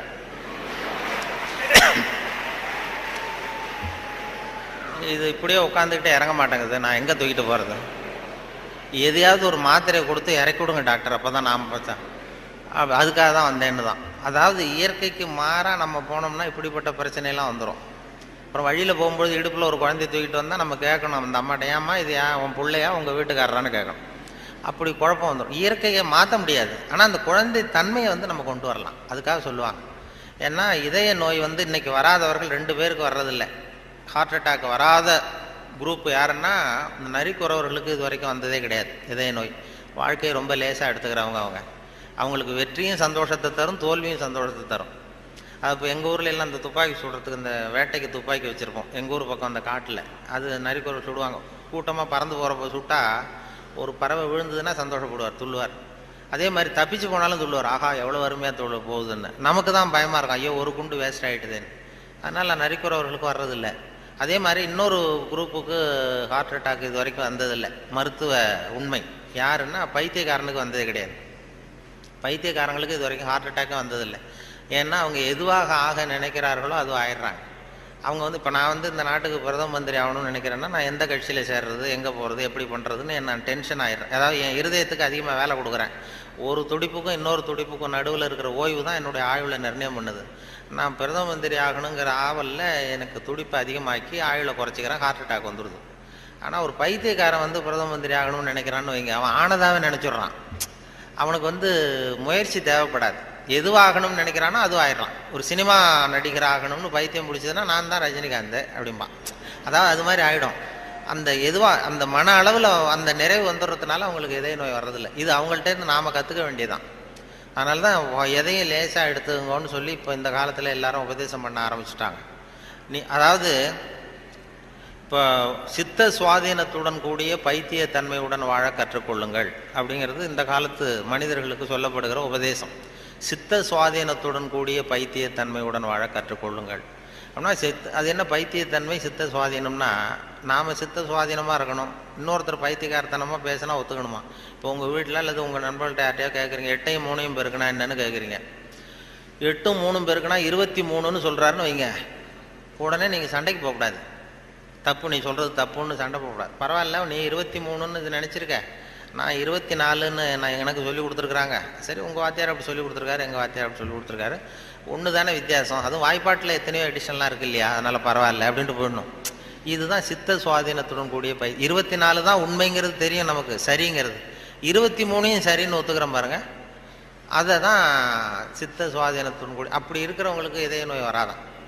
அது துல்லியம்ங்கிறது அதில் வேணும். அதாவது இப்போ ஒரு மாணவன் படிச்சுட்டு இன்டர்வியூக்கு போனான், ஒரு பேங்க் உத்தியோகம். அங்கே கேள்வி கேட்டாங்க, 8ஐயும் 3ஐயும் பெருக்குனா என்னப்பான்னு. அவன் சொன்னான், 8ஐயும் 3ஐயும் பெருக்குனா 23ன்னு சொல்லிட்டான், வாய் தவறி சொல்லிட்டான். சரி, போயிட்டு வான்ட்டாங்க இன்டர்வியூவில். வெளியில் வரும்பொழுது யோசித்தான், இது என்ன ஒரு சின்ன கணக்கு தானே கேட்டாங்க, இது தப்பாக சொல்லிட்டோமே, 8-3-23 சொல்லிட்டோமே, இது கூட தெரியலன்னா நமக்கு எப்படி பேங்க்கில் வேலை கிடைக்கும்? நிச்சயமாக நமக்கு இந்த வேலை இல்லை, ஏதோ உளறிவிட்டோம் அப்படின்னு சொல்லி போயிட்டான் வீட்டுக்கு. வீட்டுக்கு போனால் ஒரு வாரத்தில் அப்பாயின்மெண்ட் ஆர்டர் வந்துட்டுது அவனுக்கு, நீ வந்து வேலையில் சேர்ந்துக்கிடான்னு. உடனே அப்போ அவன் நினச்சானா, சரி நாம் பதில் சொன்னதை அவரும் சரியாக காதில் வாங்கலை போல இருக்கு, கேள்வி கேட்டவரும், அதனால் இதை சொல்லிடக்கூடாது, பேசாமல் போய் வேலையில் சேர்ந்துருவோம் அப்படின்னு போய் நேராக போய் வேலையில் சேர்ந்துட்டான். சேர்ந்து வேலை பர்மனெண்ட் ஆனதுக்கப்புறம் அந்த மேனேஜர்கிட்ட போய் உக்காந்தான். சார், அன்னைக்கு இன்டர்வியூக்கு வந்தப்போ என்ன ஒரு கேள்வி கேட்டீங்க, 8-3 பேருக்குன்னா என்னென்னு, நான் வாய் தவறி 23 சொல்லிட்டேன், நீங்களும் சரியாக கவனிக்கலை போட்டிருக்கு சார், எனக்கு வேலை கொடுத்துட்டீங்க, ரொம்ப தேங்க்ஸ் அப்படின்றான். இனிமேல் ஒன்றும் பண்ண முடியாதுன்னு. அப்போ அந்த மேனேஜர் சொன்னார், அப்படி இல்லைப்பா, அன்னைக்கு இன்டர்வியூக்கு வந்தது ஒன்றையும் சேர்த்து 294 பேர் வந்தீங்க இன்டர்வியூக்கு, நான் 294 பேர்கிட்ட இந்த கேள்வி கேட்டேன், 8-3 பேருக்குன்னா என்னென்னு, நீ சொன்னது தான் நியரஸ்ட் கரெக்ட் ஆன்சர், நான் அதனால தான் வேலை கொடுத்தேன், நான் ஒன்றும் தப்பாக பண்ணிவிடல அப்படின்னா. அதாவது வாழ்க்கையில் வெற்றி பெறணும், இதய நோய் வரக்கூடாது, ஹார்ட் அட்டாக் வரக்கூடாதுன்னு நினைக்கிறவர்கள் நியரஸ்ட் கரெக்ட் ஆன்சரை தான் பார்க்கணுமா. வாழ்க்கையில் நியரஸ்ட் கரெக்ட் ஆன்சர் பார்க்குற மனோபாவம் வந்து இதயத்தை நல்லா வச்சுருக்கோம். ஆனால் அறிவியலில் அப்படி பார்க்கக்கூடாது. அறிவியலில் ரொம்ப துல்லியம் அவசியம். இப்போ உங்கள் பொறியியல் சம்மந்தப்பட்ட விஷயங்கள்லையோ அறிவியல் சம்மந்தப்பட்டதில் துல்லியம் தான் முக்கியம், அதில் போய் நியரஸ்ட் கரெக்ட் ஆன்சர் பார்க்கக்கூடாது. வாழ்க்கைங்கிற கணக்கில் நியரஸ்ட் கரெக்ட் ஆன்சர் தான் பார்க்கணும், ரொம்ப துல்லியமாக எதையும் பார்க்கக்கூடாது. அறிவியல் வந்து துல்லியம் போச்சுன்னா போச்சு. இப்போ நம்ம ஒரு ராக்கெட் விடுறோம், செவ்வாய் கிரகத்துக்கு விட்டோம், புதன் கிரகத்தில் போய் இறங்கிட்டது, பரவாயில்ல, ஒரு கிரகம் தானே வித்தியாசம் அப்படின்னு அதில் போய் அப்படி போகக்கூடாது. செவ்வாய்க்கு அடுத்தது புதன் தானே, பரவாயில்லன்னு அப்படி போக முடியாது. அறிவியலில் துல்லியம் முக்கியம். வாழ்க்கைங்கிற விளையாட்டில் இந்த பர்ஃபெக்ஷன் பார்க்காதீங்கோ. பர்ஃபெக்ஷன் ஒன்று உலகத்தில் ஒன்றுமே கிடையாதான். பர்ஃபெக்ஷன் நானாக என் மனசில் ஒரு உருவத்தை வரைஞ்சிக்க வேண்டியது, படத்தை போட்டுக்கிறது, அதே மாதிரி எதிரில் இருக்கிறது இருக்கான்னு நான் பார்க்குறேன். நான் உள்ளுக்குள்ளே என்ன வரைஞ்சிருக்கணும் அதே மாதிரி இருந்ததுன்னா பர்ஃபெக்ட்னு சொல்கிறேன், அது இல்லைன்னா அது சரியில்லைங்கிறேன். அதாவது கோளாறு நான் வரைஞ்ச படத்தில் இருக்கே தவிர பொருள் இல்லை. உலகத்தில் எது எது எப்படி இருக்கணுமோ அது அப்படி தான் இருக்குது. அழகாக இருக்கிற பொருளை நீங்கள் விரும்புவதில்லை, அழகாக இருக்கிற பொருளை நீங்கள் விரும்புவதில்லை, நீங்கள் விரும்புகிற பொருள் அழகாக இருக்கிறது அப்படிங்கிறது தான் உண்மை. அதனால தான் ஒரு நீக்ரோவுக்கு அவங்க புள்ள வந்து அழகாக இருக்குது, நமக்கு நம்ம பார்வைக்கு வித்தியாசமாக தெரியுது. அதனால் அந்த அழகுங்கிறதெல்லாம் வாழ்க்கைங்கிற கணக்கில் அந்த ரொம்ப துல்லியமெல்லாம் பார்த்து வாழ்க்கையை வீணாக்கி கொள்ளாதீர்கள்னு சொல்லுவாங்க. ஏன்னா மனிதனுக்கு வந்து இன்னும் சரியான விளக்கம் யாருமே கொடுத்ததில்லை. கிரேக்க அறிஞர்கள் தான் பெரிய அந்த வரைவிலக்கணம் வகுக்கிறதுல ரொம்ப கெட்டிக்காரங்களாம். கிரேக்க அறிஞர்கள் ஒவ்வொன்றுக்கும் டெஃபனேஷன் வகுக்கிறதுல. அப்போ ஒரு குரூப் அறிஞர்கள் குழு கூடி உட்காந்து மனிதன் என்பவன் யார், மனிதன் அப்படின்னா அதுக்கு என்ன டெஃபனேஷன், ஒரு வரைவிலக்கணம் வகுக்கணும்னு உட்காந்தாங்களாம். உட்காந்தா எல்லாம் வந்து இப்படி ஒவ்வொரு அறிஞரும் ஒரு யோசனை சொல்லியிருக்கிறார். மனிதன் என்பவன் ஒரு 2 கால் பிராணி அப்படின்னு எழுதிடலாம் சார் அப்படின்னது உடனே எல்லாம் ஏகமனதாக எல்லாம் சரி தான், சரியாக இருக்க விளக்கம். மனிதன் என்பவன் 2 கால் பிராணி, சரியாக இருக்க, ஒத்துக்கலாம்னு போனாங்க. அப்போ திடீர்னு ஒருத்தர் எழுந்திரிச்சு வெளில ஒன்றாராம். போயிட்டு ஒரு திடுக்கிட்டுன்னு வெளில திரும்பி வந்து ஒரு சாக்கில் கொண்டாந்து அப்படி வச்சார் மேஜையில். இந்த சாக்குக்குள்ளே என்ன இருக்குன்னு கேட்டார் தலைவர், கூட்டத் தலைவர். உங்கள் வரைவிலக்கணப்படி, உங்கள் டெஃபனேஷன் படி உள்ள ஒரு மனுஷன் இருக்கான், மனிதன் என்பவன் ஒரு 2 கால் பிராணின்னு தானே சொன்னீங்க அப்படின்னு சொல்லி திறந்தா ஒரு கோழி நிற்கிது. ஒரு கோழி, இது 2 கால் பிராணி தானே, அப்போ இதுவும் ஒரு மனுஷன் தானே அப்படின்னானா. ஆகா, நம்ம டெஃபனேஷனில் ஏதோ ஒரு தப்பு, அதில் ஒரு திருத்தம் உண்டு பண்ணணும் அப்படின்னு சொல்லி இன்னொருத்தர் சொல்லியிருக்காரு.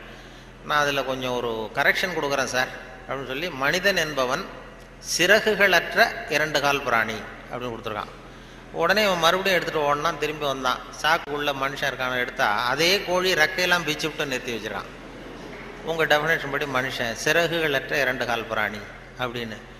அப்புறம் தான் அந்த கிரேக்க அறிஞர்களே சொல்லிட்டாங்களாம், மனிதனுக்கு அதாவது இப்போ ஏதாவது ஒன்றும் முடியலன்னா இப்போ நம்ம என்ன பண்ணுறோமோ அது மாதிரி அதே முடிவுக்கு வந்தாங்க. அதாவது சபை ஒத்தி வைக்கப்படுகிறது அப்படின்னு சொல்லிவிட்டு கடைசி வரைக்கும் அது டெஃபினேஷன் கொடுக்கல. மனிதனுக்கு வந்து விஞ்ஞானம் போட்டிருக்கிற வேலை வேறு.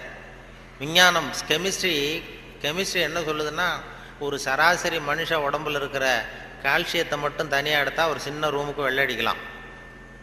ஒரு சராசரி மனுஷ உடம்புல இருக்கிற கொழுப்பை மட்டும் தனியாக எடுத்தால் ஒரு 10 சோப்பு கட்டி தயார் பண்ணலாம். ஒரு சராசரி மனுஷன் உடம்புல இருக்கிற பாஸ்பரஸை மட்டும் தனியாக எடுத்தால் ஒரு 40 நெருப்புக்குச்சி தயார் பண்ணலாம். ஒரு சராசரி மனுஷ உடம்புல இருக்கிற இரும்பு சத்தை மட்டும் தனியாக எடுத்தால் 2 கலாணி 2 செய்யலாம். இவ்வளவுக்கு மொத்தமாக விலை போட்டால் 42 ரூபா 50 காசு.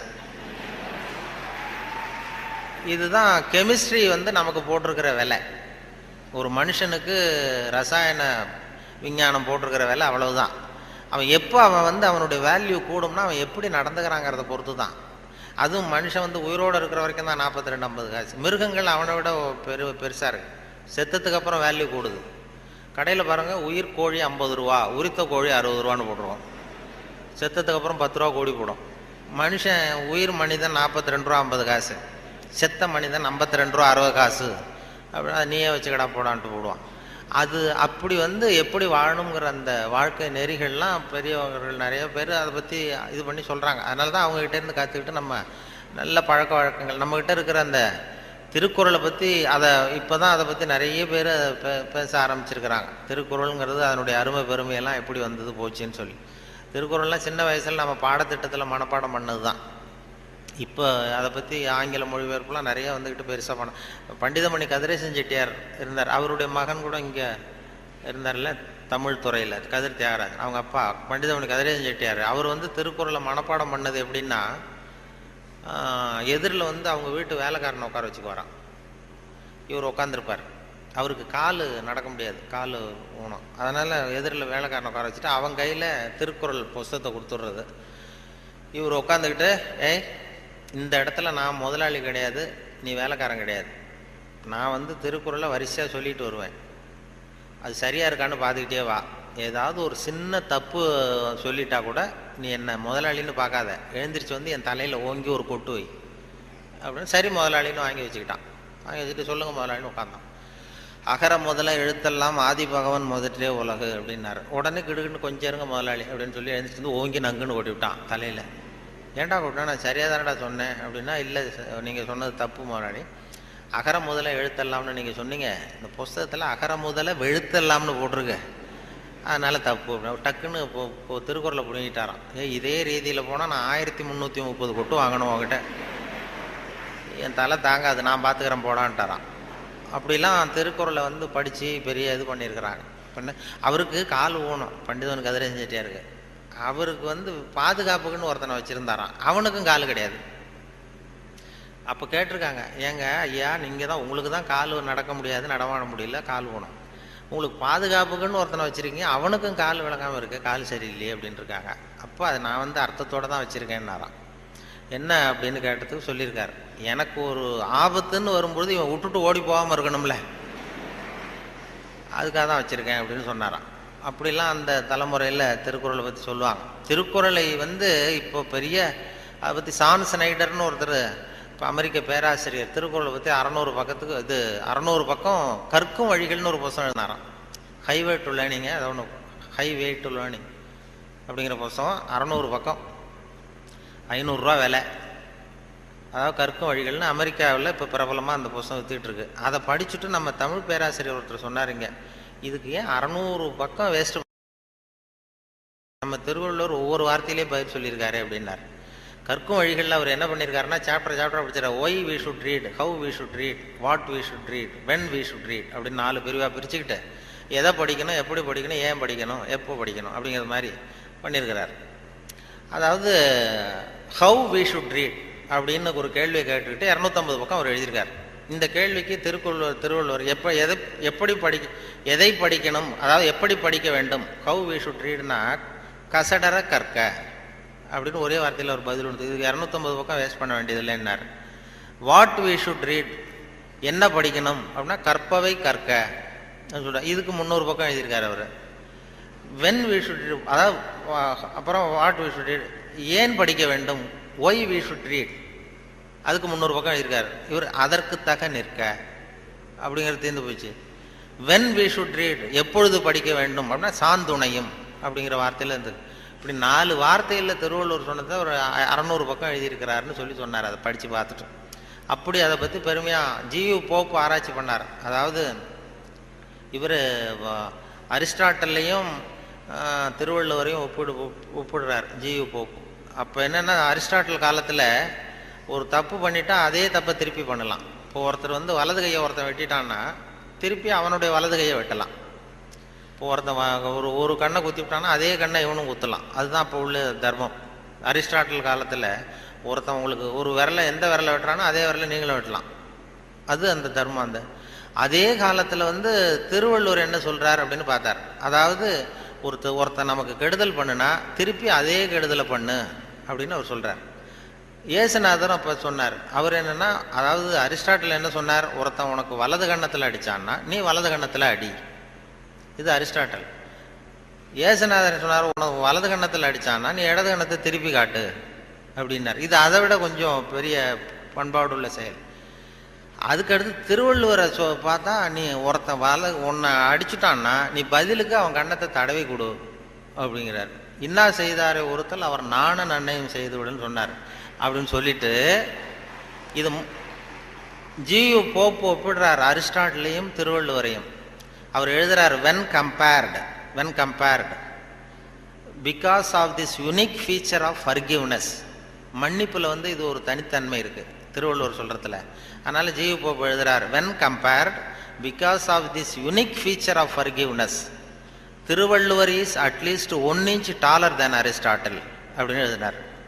அரிஸ்டாட்டிலை விட 1 இன்ச்சு உயரமானவர் திருவள்ளுவர் அப்படின்னு சொல்லி. அதனால தான் அவ்வளோ உயரமாக கன்னியாகுமரியில் கொண்டு போய் சிலை வச்சுருக்குறோம். அது வந்து அப்படி வந்து ஜியு போப்பு கம்பேர் பண்ணி எழுதுறார். அப்படி நாம் பெருமைப்படுறதுக்கு எத்தனையோ விஷயங்கள் நம்ம இதில் இருக்குது.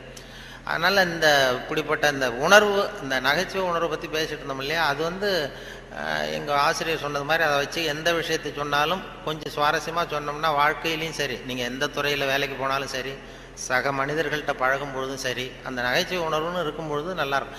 அதாவது எங்கள் இவர் பேராசிரியர் கல்கி வந்து எழுதியிருக்கிறார், இதில் பேசினார். அவர் ஆல் இண்டியா ரேடியோவில் ஆரம்பத்தில் 1938 பேராசிரியர் கல்கி வந்து பேசியிருக்கார், தமிழில் சிறுகதை அப்படின்னு. எப்படி சொல்கிறது, சுவாரஸ்யமாக எப்படி சொல்கிறதுன்னு சொல்லி அப்போ பேசியிருக்கார். சிறுகதைன்னா அது சிறுன்னு அர்த்தம் இருக்கு, அதனால சிறுசாக இருக்கணும், தேவைக்கு அதிகமாக வளர்த்தாத. கதைன்னா அதில் ஒரு கதை அம்சம் இருக்கணும், ஒரே ஒரு ஊரில் அப்படின்னு ஆரம்பித்தா அதுக்கப்புறம் என்ன அப்படின்னு கேட்க தோணுதில்ல, அது மாதிரி இருக்கணும் ஒரு வரியும் அப்படின்னு சொல்லிட்டு சொல்கிறதே எப்படி சுவாரஸ்யமாக சொல்கிறதுன்னா, தேவைக்கு அதிகமாக நீ வளர்த்தாதே அப்படின்னு சொல்லி அதுக்கு ஒரு உதாரணம் கொடுத்துருக்காரு கல்கி. அதாவது நீங்கள் எழுத்தாளராக இருந்தாலும் சரி, பேச்சாளராக இருந்தாலும், சக மனிதர்கள்ட்ட பழக்கிறவராக இருந்தாலும் தேவைக்கு அதிகமாக இது பண்ணாதீங்க அப்படிங்கிறதுக்காக சொல்லியிருக்காரு. அவர் ஒரு கதை எழுத்தாளர் எப்படி இருக்கணுங்கிறதுக்காக கல்கி சொன்னது. ஒரு நாள் காஞ்சிபுரம் உபய வேதாந்த தேசிக சுவாமிகள் தன் வீட்டு வேலைக்கார குப்பனை கூப்பிட்டு, அடை குப்பா, நீ உடனே ஸ்ரீபெரும்புதூர் ஓடிப்போய் திருவேங்கடாச்சாரியை சந்தித்து திருக்குடந்தையிலே இருந்து இங்கே வந்திருக்கிற திருநாராயண ஐயங்கார் சுவாமிகள் திருக்கோவில் ஆராதனைக்கு திருத்துழாய் எடுத்து திரும்புகையில் திருக்குளத்தில் திருப்பாசி வழுக்கவே திருவடி தவறி விழுந்தார் என்று சொல்லிவிட்டு வா அப்படின்னு எழுதினாராம். சொல்லிவிட்டு, என்னப்பா சொல்லிடுவியா அப்படின்னு கேட்டிருக்காரு. நான் சொல்லிடுறேன் சாமின்னு இருக்கான் குப்பை. எப்போ இன்னொருத்தரை என்கிட்ட சொல்லி காட்டு, என்ன சொல்லுவேன் அப்படின்னு கேட்டாராம். அது என்ன சாமி, கும்மோன் தாசாமி குட்டையில் விழுந்தான்னு சொல்லணும், அவ்வளோதானே, நான் சொல்லிட்டு போகிறேன் அப்படின்ட்டான். அப்போ கல்கி சொல்கிறார், சிறுகதையின் இலக்கணம் குப்பனுக்கு புரிந்திருக்கிறது, உபய வேதாந்த தேசிக சுவாமிகளுக்கு புரியவில்லை அப்படின்னு அவர் பேசியிருக்கார். அந்த வானொலி இதில் ஒலிப்பதிவில் கேட்டேன், அது அப்படியே வச்சுருக்காங்க. அப்போ பேசுனதெல்லாம் அப்பப்போ இது பண்ணி வச்சுருக்கிறது. அதே மாதிரி கொத்தமங்கலம் சுப்புன்னு ஒருத்தர் பெரிய பிரபலமான வில்லுப்பாட்டு கலைஞர். அப்புறம் அவர் வந்து காந்தி மகான் கதைன்னு ஒரு வில்லுப்பாட்டு எழுதினார். அப்போ காந்தி மகான் கதை வில்லுப்பாட்டு அவருக்கு வந்து அந்த வில்லுப்பாட்டை கேட்குறதுக்கு ஏகப்பட்ட கூட்டம், எல்லாரும் பெரிய ரசிகர்கள். ஆனால் அதையே புஸ்தகமாக போட்டு விற்கல. காந்தி மகான் கதை புஸ்தகமாக போட்டு புத்தகமாக விற்கும்பொழுது யாரும் வாங்கிறதுக்கு ஆள் இல்லை, அவரே வீட்டில் அடிக்க வச்சுருந்தார். அதை அப்போ அந்த வில்லுப்பாட்டு இருக்கு, காந்தி மகான் கதை வில்லுப்பாட்டை நான் ரேடியோவில் போடுறதுக்காக எடுத்து பதிவு பண்ணிகிட்டு இருந்தேன். அப்போ ஒரு கட்டம் வந்தது, காந்தியை சுடுற இடத்துல அவர் கதறி அழுறார். கதறி அப்படியே நிஜமாகவே அழுறார் காந்தி சுடப்படுற இடத்துல. இந்த வில்லுப்பாட்டு அது பதிவாக இருக்குது, அதை போட்டு கேட்டேன். அப்போ எனக்கு ஒரு சந்தேகம், இது எப்படி, அதாவது ஒரு தடவை சொல்கிறப்ப அழுக வரலாம் அவருக்கு, இந்த வில்லுப்பாட்டை திருப்பி திருப்பி பாடிக்கிட்டே இருப்பார். ஒரு 500 தடவை 600 தடவை சொல்லும்பொழுது 600வது தடவையும் காந்தியை சூடு பண்ணிகிட்டு இருக்கிறாங்க. அதனால் நல்ல பழக்க வழக்கங்களை வந்து ஏற்படுத்திக்கணுங்கிறது தான் ரொம்ப முக்கியமான விஷயம். அதனால் இதில் எப்படி நான் சொன்னது மாதிரி எவ்வளவு நேரம் எதை தாக்க முடியும், குடும்பத்தில் வந்து ரொம்ப ஒரு அனுசரிப்புத்தன்மை, சகிப்புத்தன்மை இதெல்லாம் வேணுங்கிறத பற்றி நிறைய அந்த சின்ன சின்ன விஷயங்களாக தான் வானொலி சொல்கிறது உண்டு. இந்த நகைச்சுவைன்னு சொன்னதுனால அதை சேர்த்து கதையாக சொல்கிறது உண்டு. சின்ன விஷயங்களை வந்து அப்படியே இப்போ குடும்பத்தில் வந்து ஒரு அனுசரிப்புத்தன்மை வேணும், வாழ்க்கைங்கிறது ஒரு பெரிய பிரயாணம், குடும்பத்தில் அனுசரிப்பு தன்மை வேணும் அப்படின்னா அப்போ அதுக்கு ஒரு கதை மாதிரி சொல்லிடுறது வானொலி ஊடகத்தில். இப்போ ஒரு குடும்பத்தில் கணவன் மனைவி 2 பேர் இருந்தாங்க. 2 பேருக்கு ஒரு குழந்தை பிறந்தது. அதுக்கு பேர் வைக்கிறதுல தகராறு வந்துட்டு தான். என்ன பேர் வைக்கிறதுன்னு அவன் சொல்கிறான் எங்கள் அப்பா பேர் தான் வைக்கணுங்கிறான். இந்த அம்மா சொல்லுது எங்கள் அப்பா பேர் தான் வைக்கணுங்குது. தகராறு. உடனே என்ன காலையிலேருந்து சண்டை குழந்தைக்கு பேர் வைக்கிறதுல. அதில் கூட ஒத்து போக முடியல. உடனே எதிர்த்து வீட்டுக்காரன் ஒருத்தன் வந்தான். வந்து என்ன உங்கள் வீட்டில் காலையிலேருந்து சண்டைன்னு கேட்டிருக்கான். அது ஏன் கேட்குறீங்க, இந்த குழந்தைக்கு பேர் வைக்கிறதுல தகராறு, நான் எங்கள் அப்பா பேரை வைக்கணுங்கிற அவங்க அப்பா பேரை வைக்கணும்னு சொல்லுது, என்ன பண்ணுறது தெரியலன்னு தான் அவன் சொன்னானான்.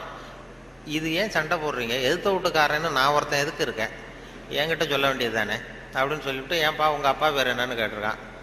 எங்கள் அப்பா பேர் சீனிவாசன் அப்படின்ட்டுருக்கான். சரிம்மா உங்கள் அப்பா பேர் என்ன, எங்கள் அப்பா பேர் கிருஷ்ணன். இவன் யோசித்தான். சரி குழந்தைக்கு சீனிவாச கோபாலகிருஷ்ணன் அப்படின்னு பேர் வச்சுருங்க, இதுக்கு ஏன் தகராறு அப்படின்ட்டு போயிட்டான். போனதுக்கப்புறம் இந்த இவங்க 2 பேரும் பேசிக்கிறாங்க. அது எப்படி இந்த சீனிவாசன் சரி கிருஷ்ணன் சரி, நடுவில் கோபாலம் எங்கேருந்து வந்தான். ஓடி போய் கூப்பிட்டு வந்தாங்களா அவனை. வாடா கிட்டவா, அது யாரா கோபாலன் அப்படின்னா அது எங்கள் அப்பா பேர், நீ அதை மட்டும் எதுக்கு விட்டுட்டு போற, சேர்த்து வச்சுக்கோனா. அதாவது 2 பேருக்குள்ள ஒரு அனுசரிப்பு தன்மை இல்லைன்னா கோபாலன்னு ஒருத்தன் குறுக்க வருவான். அப்படி வரும். அந்த வாழ்க்கையில் அனுசரிப்பு தன்மைங்கிறது ரொம்ப அவசியம். வாழ்க்கையில் ஒருத்தர் அனுசரித்து போகிறது, அதாவது சந்தேகப்படாமல் இருக்கணும்னு சொல்லுவாங்க. ஒரு பையன் புதுசாக ஒரு பொண்ணை கல்யாணம் பண்ணிட்டு வந்தான்.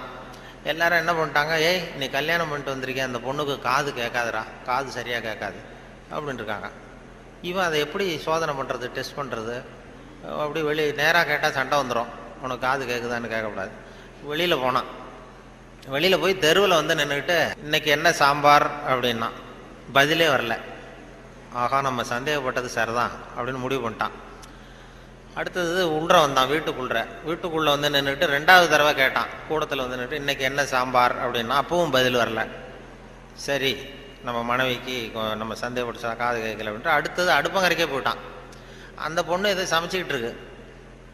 அது கிட்ட போய் அது காது ஓரமாக இப்படி காய வச்சுக்கிட்டு ரொம்ப சத்தம் போட்டு கத்துறான். 3வது தடவையா இன்னைக்கு என்ன சாம்பார்னு கத்துறான். அந்த பொண்ணு கொஞ்சம் கூட அலட்டிக்கல. மெதுவாக இவன் பக்கம் திரும்பி இவன் காது ஓரமாக சொல்லிச்சான், 3வது தடவையா சொல்கிறேன் முருங்கைக்காய் சாம்பார் அப்படின்னு தான்.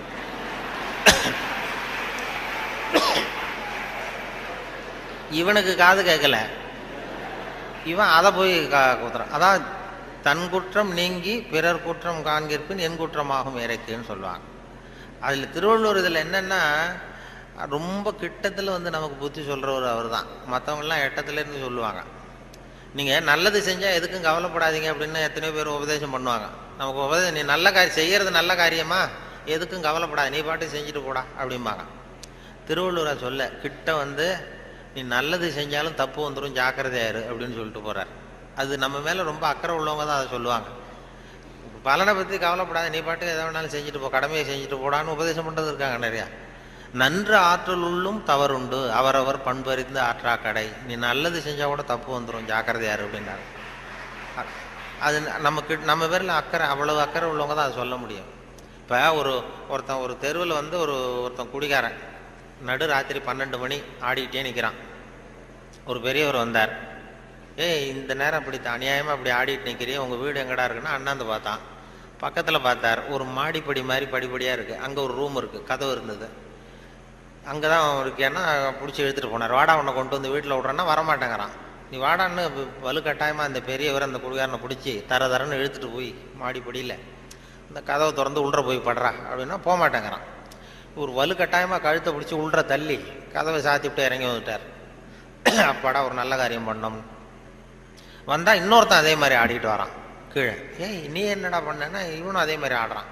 சரி வாடா உனக்கும் இங்கே தான் நான் அண்ணந்து பார்த்தான். சரி வா அங்கே தான் தங்கியிருக்கேன்னு பிடிச்சி தரன்னு இழுத்துட்டு போய் கதவு திறந்து போடான்னு அவனும் போக மாட்டேங்கிறான். அவனையும் வலுக்கட்டாயமாக தள்ளிவிட்டு மூடிவிட்டு கீழே இறங்கி வந்தார்.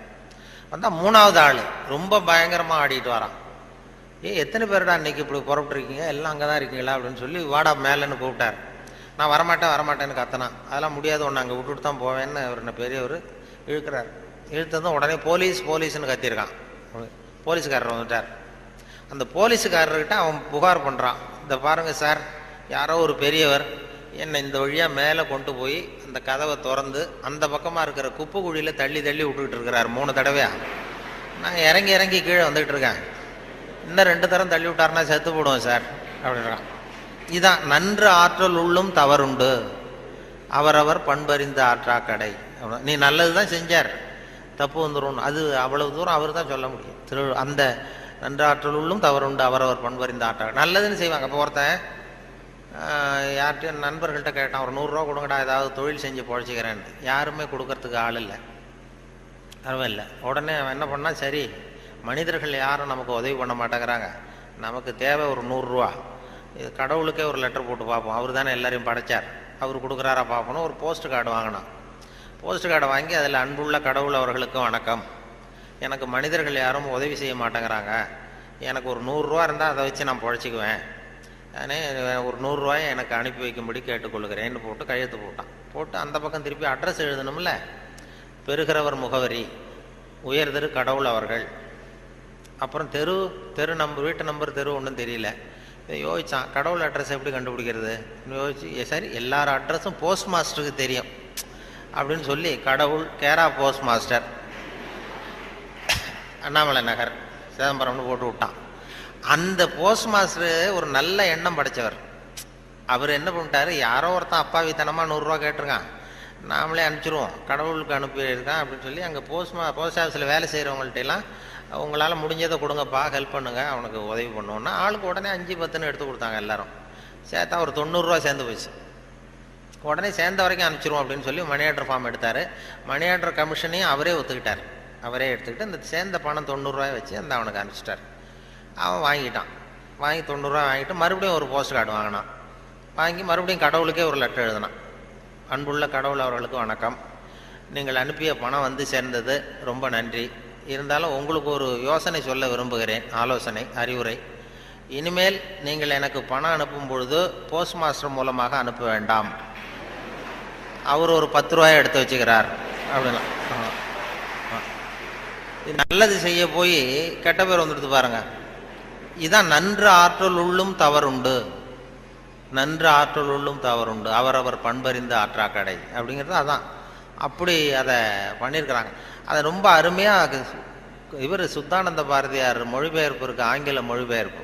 அதை திருக்குறள் தமிழில் எப்படி எழுதியிருக்காரோ அதே அழகில் அவர் ஆங்கிலத்தில் மொழிபெயர்த்திருக்கிறார். சுத்தானந்த பாரதியாருடைய ஆங்கில மொழிபெயர்ப்பு பார்த்தீங்கன்னா அப்படியே இருக்கும். அதாவது உடம்போடு உயிரிட என்ன, மடந்தையோடு எம்மிடை தொடர்புன்னு ஒரு திருக்குறள் இருக்கும். அதாவது இந்த பெண்ணுக்கும் எனக்கும் உள்ள தொடர்பு எப்படின்னா உடம்புக்கும் உயிருக்கும் உள்ள தொடர்பு மாதிரி அப்படின்னு அந்த இதில் திருவள்ளுவர் எழுதியிருப்பார். உடம்போடு உயிரிட என்ன, மற்றென்ன, மடந்தையோடு எம்மிடை தொடர்பு. அதை சுத்தானந்த பாரதியார் மொழிபெயர்த்திருக்கிறார். The love between me and this lady is like bond between soul and body, இப்படி எழுதியிருக்கு. அதே போல் 2 வரியில் அந்த காலத்தினால் செய்த நன்றி செய்த ஞாலத்தின் மானப்பெரிது, அது மாதிரி a help rendered in hour of need, so though smaller greater than the world அப்படின்னு இப்படி அழகாக அதை பண்ணியிருப்பார். இவர் சொன்ன அந்த நம்ம நாவலர் நெடுஞ்செழியன், அவர் அந்த திருக்குறள் மொழிபெயர்ப்பு வந்தப்போ வானொலி நிலையத்துக்கு வந்திருந்தார். அப்போ முன்னாடி ஒரு அறையில் உட்காந்து பேசிகிட்டு இருக்கிறோம், அவர் பதிவுக்கு முன்னாடி. அப்போ கேட்டார், நீ என்ன படிச்சிருக்கேன்னு என்ன கேட்டார். நான் வந்து விவசாயம் படிச்சிருக்கேன் சார் அப்படின்னு. விவசாயம் படிச்சிருக்கேன்னா அப்போ உங்ககிட்ட தான் ஒரு கேள்வி கேட்கணும் அப்படின்னு கேட்க ஆரம்பித்தார். என்ன சார் கேட்க போறீங்கன்னா, இந்த காலத்தினால் செய்த நன்றி செய்தேனும் ஞாலத்தின் மான பெரிதுன்னு ஒரு திருக்குறள் இருக்குல்ல, ஆமான்னு. அது அது பொருத்தமாக இல்லையே அந்த உதாரணம்னார். என்னன்னு கேட்டேன். காலத்தினால் செய்த நன்றினா ஒருத்தன் அவ தேவைப்படுறப்ப செய்கிற உதவி பூமியை விட பெருசு. ஞாலத்தின் மான பெரிதுன்னா பூமிங்கிறது ஒரு பௌதிக பொருள், அது உருண்டை. உதவிங்கிறது ஒரு செயல். நீ ஒருத்தனுக்கு அந்த நேரம் பார்த்து செய்கிற உதவி பூமியை விட பெருசுன்னா நீ செய்கிற செயல் உருண்டையா இருக்கா? அதுக்கும் பூமி உருண்டைக்கும் என்ன சம்பந்தம்? அது பொருத்தமா இல்லையேன்னு அவர் சொன்னார். நெடுஞ்செழி, ஆமாம் சார் எனக்கும் அது பொருத்தம் அப்படி தான் தெரியுது அப்படின்னா. இல்லை நீ விவசாயம் படித்ததுனால கேட்டேன் உங்ககிட்ட அப்படின்னு சொல்லிட்டு அப்புறம் அதுக்கு அவர் விளக்கம் கொடுத்தார். அது அப்படி இல்லை தம்பி அப்படின்னு சொல்லிட்டு, காலத்தினால் செய்த நன்றிங்கிறது நேரம் பார்த்து உதவி செய்கிறது. பூமி உடனே உதவி செய்யாது. அது எப்படின்னா, இன்னைக்கு ஒரு கத்திரிக்காய் செடியை நட்டின்னா ஒரு 4 மாதம் கழிச்சு தான் கத்திரிக்காய் காய்க்கும். இன்னைக்கு ஒரு நெல்லை நடவு பண்ணினா ஒரு 3.5 மாதம் 4 மாதம் கழிச்சு தான் உனக்கு பலன் கொடுக்கும். 4 மாதம் கழித்து பலன் கொடுக்குற பூமியை விட உடனே செய்கிற உதவி பெருசு இல்லையா? அதனால தான் காலத்தினால் செய்த நன்றி செய்தேன்னு ஞாலத்தின் மான பெரிது அப்படின்னார். இதை நாவலர் நெடுஞ்செழியன் சொன்னார். அப்படி அவரெல்லாம் அவர் அரசியலுக்கு வந்திருக்க வேண்டியதில்லை, இலக்கியத்தோடு இருந்திருந்தா நல்லா இருக்கும்னு சொன்னார். அப்புறம் அடுத்த கேள்வியும் கேட்டார், அவர் விடலை. அப்புறம் நிலையில் தெரியாத அடங்கியா இருந்தோம். அப்புறம் கடலை விட பெருசி, அதாவது அப்படின்னு ஒரு இது, அதுக்கு அந்த திருக்குறளுக்கு ஒன்று சொன்னேன். நிலையில் தெரியாத அடங்கியான் தோற்றம் மலையினுமான பெரிதுன்னு ஒன்று. பயன் தூக்கார் செய்த உதவி நயன் தூக்கின் நன்றி கடலிற் பெரிது. அதாவது பயன் கருதாமல் செய்கிற உதவி கடலை விட பெருசுன்னு சொல்கிறாரு. கடலுங்கிறது விரிந்தது. பயன் கருதாமல் செய்கிற உதவிக்கும் கடலுக்கும் என்ன சம்பந்தம்னு கேட்டார், இந்த முதல் கேள்வி மாதிரி. அப்புறம் அவரே விளக்கம் கொடுத்தார். கடல் பயன் கருதி தான் நமக்கு உதவி செய்யும்.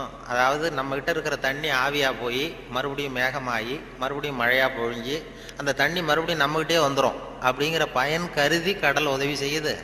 அதை விட பயன் கருதாமல் செய்கிற உதவி பெருசு இல்லையா? அதனால தான் கடலை விட பெருசுன்னு சொன்னார் அப்படின்னு சொல்லி அவர் விளக்கம் அதை கொடுத்தார்.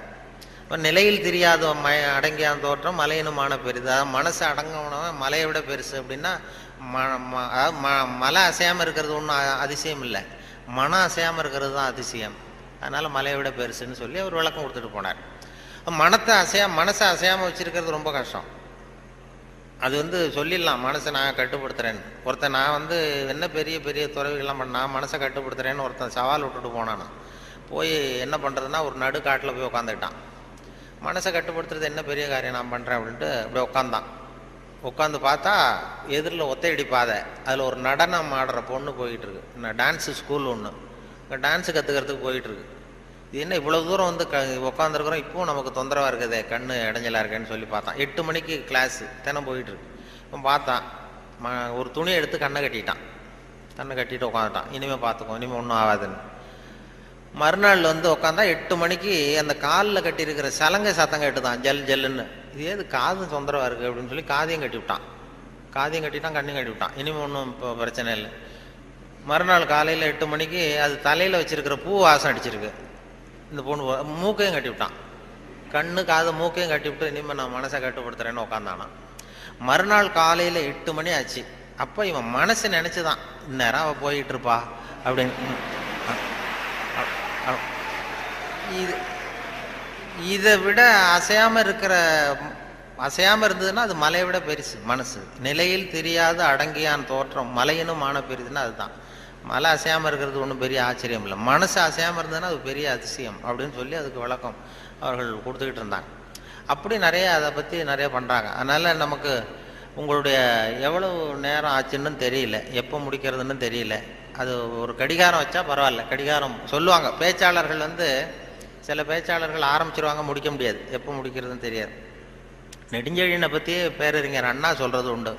நெடுஞ்செழியன் கூட்டம் நெடுஞ்செழியன் பேச முடிக்கும் பொழுது அண்ணா சொல்லுவார், அவர் ஒரு பேசி முடிக்க போனார்னா அந்த பிளேன் அப்படி இறங்குறதுக்கு முன்னாடி 2 ரவுண்ட் அடிக்குது இல்லை மேலே, அது மாதிரி ஒரு 2 ரவுண்ட் அடிச்சுட்டு அப்புறம் தான் கீழே இறங்குவார் அப்படின்னு சொல்லி வேடிக்கை சொல்லுவார். அது மாதிரி பேச்சாளர்களுக்கு இப்போ ஒரு பேச்சாளர் பேசிக்கிட்டே இருந்தாராம், எவ்வளோ நேரம் ஆச்சுன்னு தெரியல. அப்புறம் சொல்லியிருக்காரு, ஐயோ உங்களை ரொம்ப நேரம் போர் அடிச்சிட்டேன் போல் இருக்கு, எனக்கு நேரம் போனதே தெரியல, கடிகாரத்தை பார்க்க மறந்துட்டேன் சார், மன்னிச்சுங்கன்னு இருக்கார். அப்போது ஒருத்தர் கோபமாக எழுந்திரிச்சு சொன்னாராம், ஏன் கடிகாரத்தை தான் பார்க்க மறந்த, பின்னாடி மாட்டிருக்கிற காலண்டரையாவது பார்க்கக்கூடாதா அப்படின்னா. அப்படின்னா அவன் வாரக்கணக்கில் பேசிக்கிட்டு இருந்திருக்கான். போன ஆரம்பத்தில் முடித்து இந்த விழா முடிகிற வரைக்கும் பேசிகிட்டு இருக்கிறது மாதிரி ஆகிடும். அது அந்த பேச்சுங்கிறது அந்த கல்கி சொன்னார்ல, அது மாதிரி இருக்கணும்னு சொல்லுவாங்க. பேச்சு எதுவாக இருந்தாலும் ஒரு தன்னம்பிக்கை ஊட்டுறது மாதிரி இருக்கணுமா. ஒரு பேச கேட்டாலும் எழுத்தை படித்தாலும் அது படித்து முடித்ததும் நமக்கு ஒரு வாழ்க்கையில் ஒரு பிடிப்பு தன்னம்பிக்கை ஊட்டணும். ஒரு இளைஞன் வாழ்க்கையில் விரக்தி அடைஞ்சி தற்கொலை பண்ணிக்கலாம்னு போய் தண்டவாளத்தில் தலையை வச்சு படுத்தான். படுத்துறான், எதுவும் வாழ்ந்து பிரயோஜனம் இல்லைன்னு விரக்தி அடைஞ்சிட்டான். படுத்துக்கிட்டு இப்படி பார்க்குறான், 2 பக்கமும் ரயிலே வரல. இது என்னடா தற்கொலை கூட பண்ணுறது சாத்தியமா இல்லையே அப்படின்னு பார்த்தான். அப்போ யாரோ ஒருத்தர் ஒரு பக்கத்தில் ஒரு பெரிய மைதானம், ஒரு பெரிய பேச்சாளர் பேசிகிட்டு இருக்காரு. ஆகா அங்கே யாரோ ஒருத்தர் பேசுகிறாரு, அதையாவது போய் கேட்டுட்டு வருவோம் கொஞ்சம் நேரம், இங்கே போர் அடிக்குது, அதுக்கப்புறம் தண்டவாளத்தில் தலையை வச்சு படுத்துருவோம். அப்படின்னு எழுந்திரிச்சு போனான். அங்கே போனால் ஒரு 2000 பேர் உட்காந்துருக்காங்க மைதானத்தில். பேசிகிட்டு இருக்கார் ஒரு பேச்சாளர் தன்னம்பிக்கைங்கிறத பற்றி. பேசி முடித்தார் 1 மணி நேரம். முடிச்சுட்டு எல்லாரும் கலைஞ்சி போயிட்டாங்க. அப்புறம் அந்த இளைஞன் போனான். போய் அந்த பேச்சாளர்கிட்ட, சார் நான் வந்து தற்கொலை பண்ணிக்கணுங்கிற எண்ணத்தோடு தண்டவாளத்தில் தலையை வச்சு படுத்திருந்தேன். உங்கள் குரல் கேட்டது, பேச்சு கேட்கணும்னு வந்தேன். 1 மணி நேரம் உங்கள் பேச்சை கேட்டேன். இப்போ வந்து அந்த தற்கொலை எண்ணத்தை மாற்றிக்கிட்டேன்.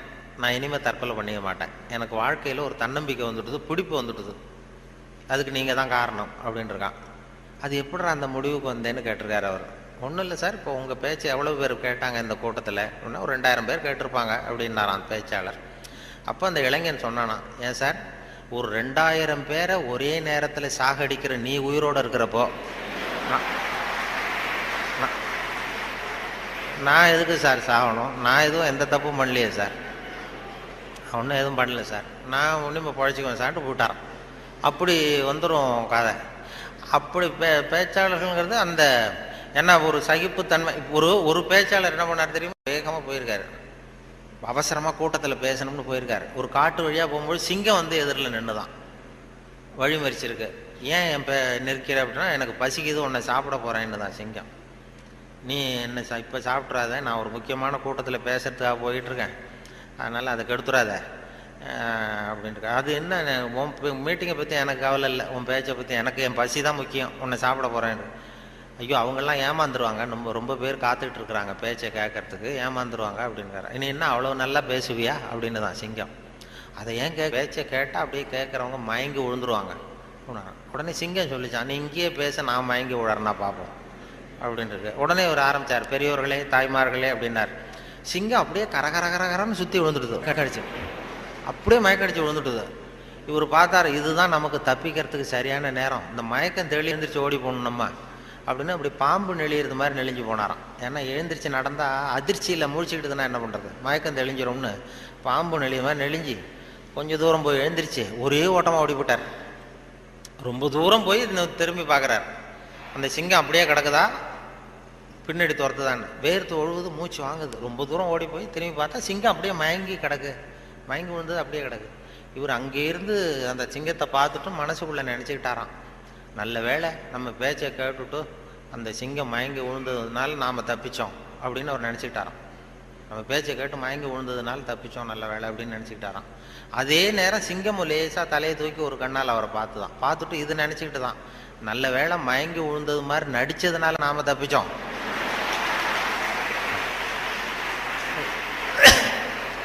இல்லைன்னா அவன் பேசியே கொண்டிருப்பான் நம்மளை அப்படின்னு அது நினச்சிதான். இப்போ எதுக்கு இது சொல்கிறேன்னா, இப்போ உங்கள் முகத்தையெல்லாம் பார்த்தா அந்த சிங்கத்தோட முகம் மாதிரி தெரியுது எனக்கு.